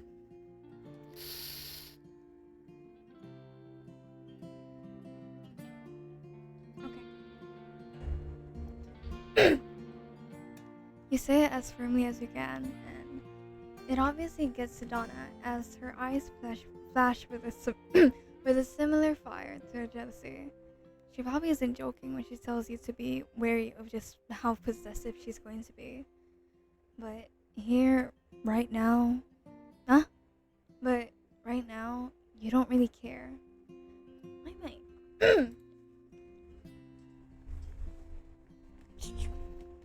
You're considering egging her on by kissing her again when you feel a droplet of water fall on your nose. Oh, come on. Donna realizes it at the same time you do. It's about to rain. Is it raining outside? Oh god, let's go to the shop before it starts to. And almost like you summoned it yourself, it starts pouring rain. Both of you scramble up and quickly head towards the shop, and you take her hand into your own as you pick the pace. By the time you get close, both of you are running. There isn't really a clear point to it anymore since you're both soaked, but it's almost fun. Almost. Rounding the corner and making it to the door, Donna struggles with her key for a moment, water dripping down her face as she unlocks the door. As soon as it's open, the two of you go inside. The rain falls mutely to your ears now as you and Donna pant, both of you absolutely out of breath and non-aesthetic and shed outer layers. Wait, my arm is itchy. You can't help but laugh at the situation. Of course it would rain. Of course it would. Donna, however, looks something. I am sorry this has been such a mess.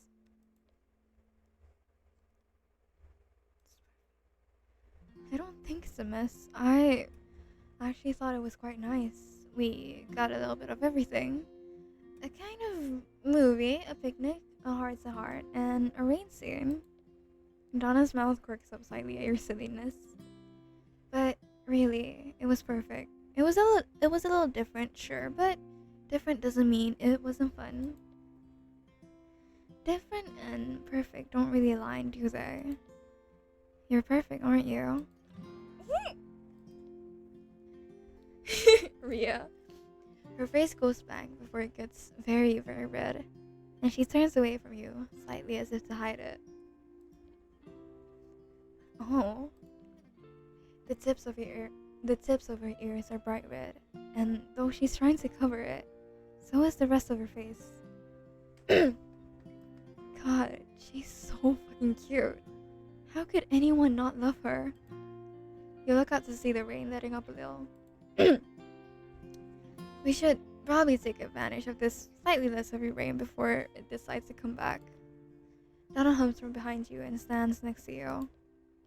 Probably. You get the feeling neither of you will.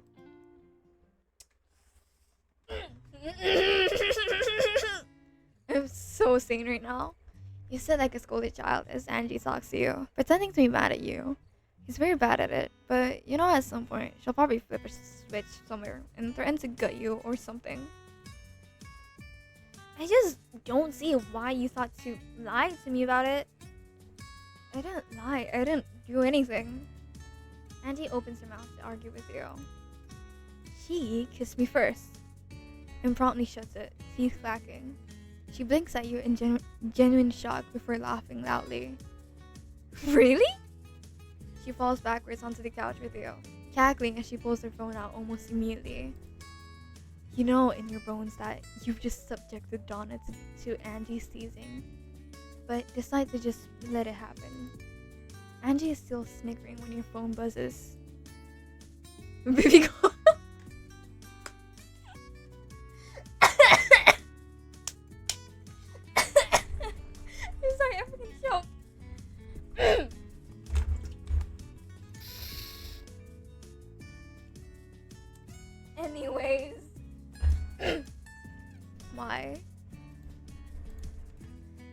sorry, are you the one being scolded like a child on the couch right now? You ratted me out. Sorry. No, you aren't. I'm really not.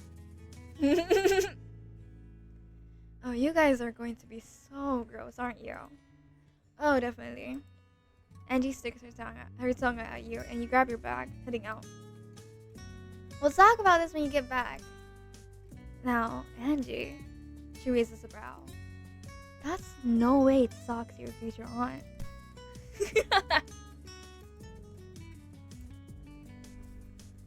There is definitely a pep in your step as you walk, humming to yourself. Apparently, it's incredibly noticeable. It isn't my favorite fan. Cass. She brightens. I knew you'd give in. What a healthy outlook on relationships. Anyway, I figure I might as well. You were good in Romeo and Juliet, by the way. You saw me in that? Yeah, I went with Donna. Cassandra blinks once, and then immediately cracks a grin. I told her she has game. What? Nothing, thanks. Walk you to the shop. She offers an arm, and you sigh. Oh, if I say no, you'll just follow me, won't you? You know me so well. You take her arm. Someone's gonna be jealous. Someone's gonna be jealous. It's not fun if I don't almost die. She says that, but immediately looks worried. But how mad do you think she'll be? Cassandra lets go of your arm at the door, and you pat her consolingly.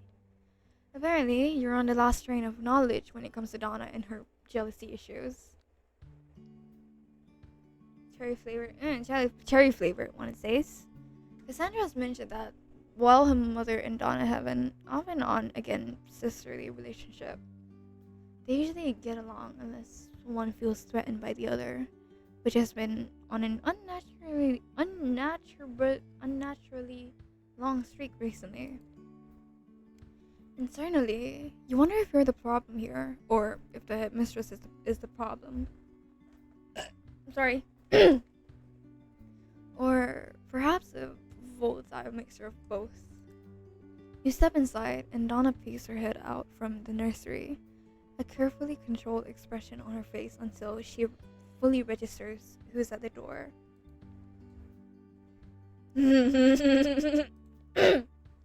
Yeah, sorry I was late. Cass needed to wax poetic or something. I don't know. I tuned her out for a while. Hey.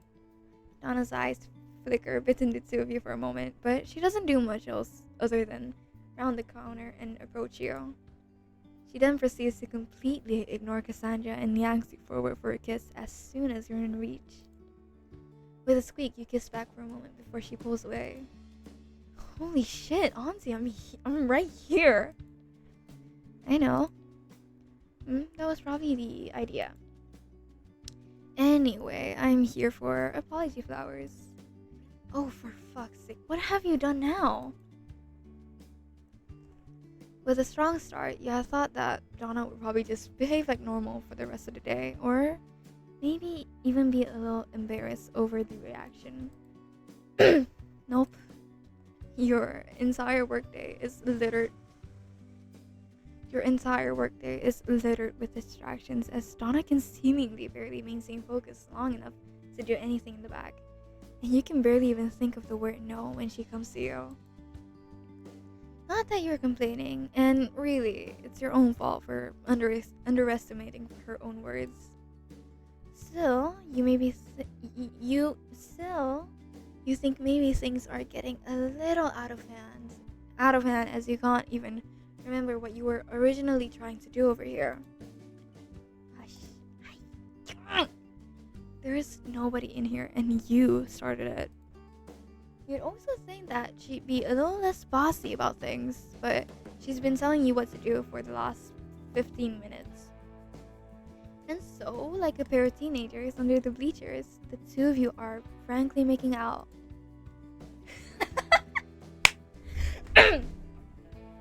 There is no way around it. She has you pinned against the wall, and she has not stopped kissing you for 15 minutes straight. By far the longest distraction of the day. Things kind of go mute for the next few minutes as she barely lets you breathe in between kisses. And that is precisely where it goes wrong. Oh, shoot.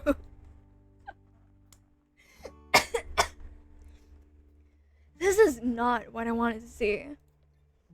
Horrified, both of you separate immediately. You hadn't even heard the bell ring. Sorry. This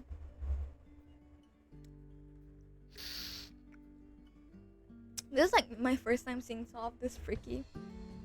Or maybe it's not. Or I've just been tuning it out. I don't know. But this is the first. She won't make eye contact with either of you, and frankly it looks like she wants to sink into the floor. I'm so sorry. I came to apologize. She grits it out, but doesn't seem to mean it. Oh, really? Is that so hard to believe? Donna stays diplomatically silent. Well, I am sorry. I was behaving too? Ugh. And it was completely uncalled for. Donna hesitates, and you realize she's deciding whether or not she can stay close to the Demetrius and still be separate from the headmistress. Well, I suppose I forgive you. There isn't a lot for you to be in competition with me anymore, so I imagine that will fix most of our fights. The professor looks surprised. So, it's true. Yes, I plan to enjoy this round. I'm sure next time she'll keep me on a tighter leash. Both you and the professor turn. What? Nothing. It doesn't matter. She looks at you pensively before turning back to her sister. Would you like to join us for tea? A lesson was learned, but not the one you thought would be. She doesn't approach you in the front anymore, but instead lures you into the nursery. You've already given up on doing your job, so you decide to just roll with it. The best part so far is that when you kiss the scarred half of her face, she gets so flustered that she can't function. I don't understand why you insist on it, is all. She had murmured it after the second time you'd done it. Because you're beautiful, and I'm tired of you thinking otherwise. And the day is pretty much spent in the back doing a whole lot of not work. About an hour before closing, Donna started cursing in English and Italian that she had forgotten to check the theater and to go over any tiny detail of the renovation. You have, of course, offered to go with her, and she immediately gave you a shy smile, which signified that, yes, you would be going with her. There is no way you would want to be separated anyway. Both of you are just a little too lovesick to bear it. So far, you have been following closely behind, doing your best not to be in the way, as you really don't know much about what to be doing here. The few times you have to come to help Donna have practically banned you from helping. Your first meeting probably didn't really help her believe that you wouldn't accidentally die on the stage. Sometimes she frowns and hits a frame particularly hard, and if it doesn't budge or splinter, she nods approvingly.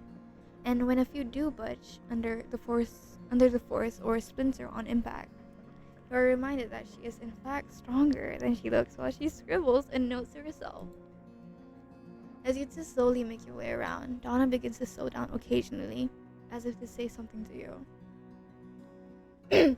But shakes her head and picks up her pace once more. You let it be. When the two of you go back to the stage itself, you both stop.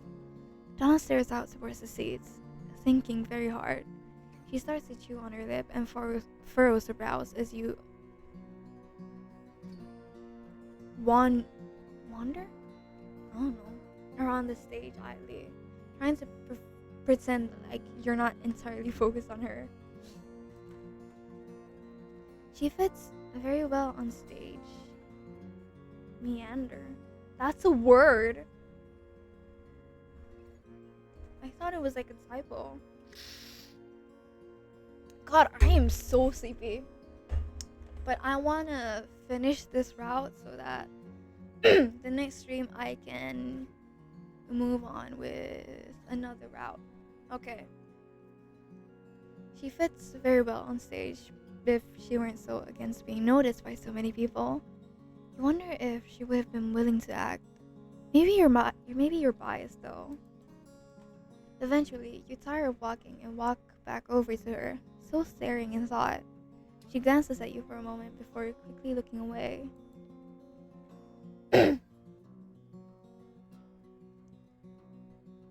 Yeah, I gotta head to school tomorrow. I'm helping out my teacher at the library at 9 something, but I'll live.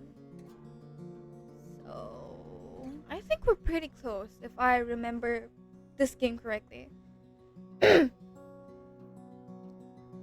I do, I do still think that when we tell people how we meet, we should really lean into the phantom bit. You joke, unthinkingly, before realizing you're not totally sure if Donna also knows that it was a very real rumor and that it was about her. What? Never mind, I didn't say anything. Phantom? What phantom? Fuck. Language. What are you talking about? Her voice gets a little louder as her curiosity grows. Well, do you remember when I almost died because I wasn't looking where I was going while I was running from you like an idiot? I'll likely remember it forever. Remember when I mentioned that I thought you were the phantom? Donna stares at you. Stares a little longer. Am I the phantom from the rumors? Maybe, perhaps, yes. Yes, no, maybe so. Her eyes widen before she does something completely unexpected. She falls into a fit of giggles, her hand going to her stomach as she laughs harder. As more time passes, when she's breathless from it, she straightens, hand over her mouth. Yes? Tesoro? Tesoro? Well, obviously. You have believed it when you were running. She reaches out for you, and you walk closer without much thought. Her arms go around your neck as she continues to smile at you. I'm not sure if you can tell, but I've been having great difficulty working. Really? You raise a brow in amusement. Oh yes, but I suppose you know what they say. All work and no play makes you a dull woman? She hums in agreement. Although, I seem to have gone the opposite direction. I'm terribly sorry to hear that. What can I do? Stop being so distracting? Ah, sorry. Can't help with that. She bows, and you can't bear it any longer. You lean forward and kiss her. She makes a pleased noise. She's gotten her way, hasn't she? And tightens her arms around you. You break away and take 3 steps back quickly, grinning when she sways after you. But I'll certainly try. Try later. She whines the phrase out. But before you can tease her any further, something above her catches your eye. And on instinct, you rush forward, and with the pure force of adrenaline alone, picks her up slightly and swing both her and you out of the way before it makes a creaking noise and crashes to the floor. It's a bucket. It spills on impact, and a gross red substance leaks all over the floor. You widen your eyes in a vague sense of horror. That's what would have been all over Donna, or she'd have a concussion from the impact. What in the world? Are you alright? Oh man, we were just flirting. You frown, your hands raising to hover, occasionally allowing your fingers to make contact, as if to solidify that she is okay. I'm alright. She reaches up as well, grabbing your hands in midair with a fond expression. Thank you for saving me again. There's a mysterious red liquid behind you, and you should really try and figure out what it is and how to clean it, or at least find someone to clean it for you. Instead, you let Donna distract you from the mess as she kisses you as thanks, you think. It would have been fine if she kissed you once and left it at that, but both of you have poor self-control, and soon enough, you're way too invested in the kiss to separate. There's a point somewhere in the time void you exist in while kissing that you remember that you're supposed to be doing something and try to separate. Only to get, and you're not joking, growled at in response and yanked back. That is the only time you try, and you aren't really too keen to stop anyway. She's absolutely addictive, and she knows it. She's pulling away from you momentarily, her grip so strong to keep you close, and her eyes dark. I think I would rather leave this for tomorrow, wouldn't you?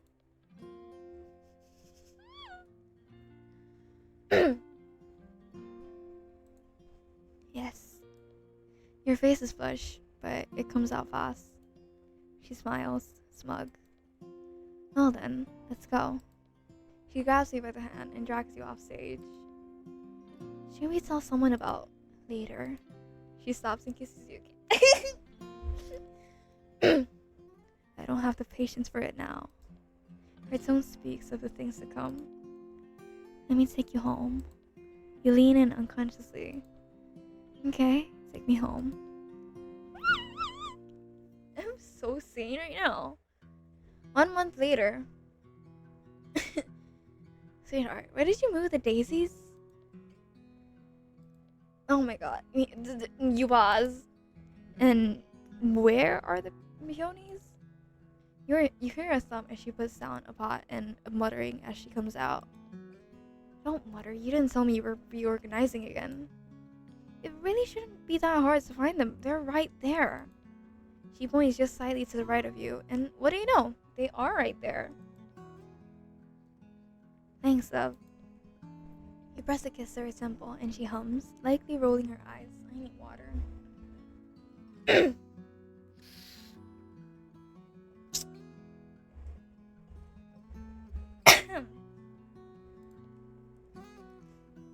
You're welcome. Remember that Angie wants to have dinner with us tonight. I need to turn off the lights real quick.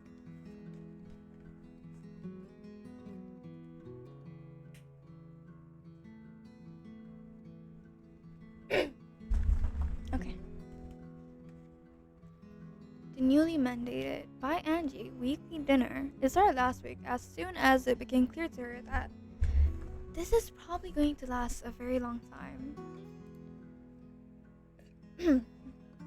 It had been a bit of a disaster, to say the least. Does she remember not to spike her dreams? Okay. Probably not, but I had more fun that way. You throw your hands up. They really are more similar than you thought. Fine, whatever. Just tell her not to spike my drink. I told her way more information than I wanted to. Donna's mouth turns up slightly. I like that part. Of course she did. She prods at the potted tulips before making a guilty expression. Instead, she goes over to the pre-made bouquets that cost an absolute fortune and picks a red tulip out of one. Hey Tav, red tulips. And promptly hands it to you.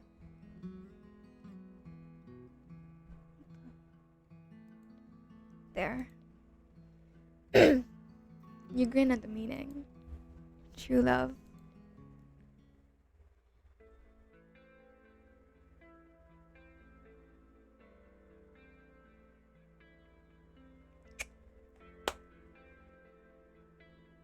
Wait, was that the good ending?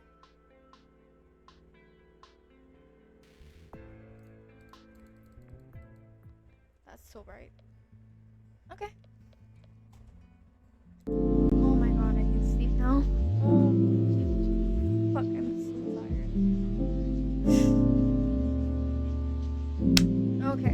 Absolutely. Alright, you guys know the drill. If it's late for you guys, please go to sleep. If it's not late for you guys and you guys haven't ate, please go eat. And oh yeah, and this stream is sponsored by Give Me That Candy Floss, written by Arsnide. Thank you for tuning in.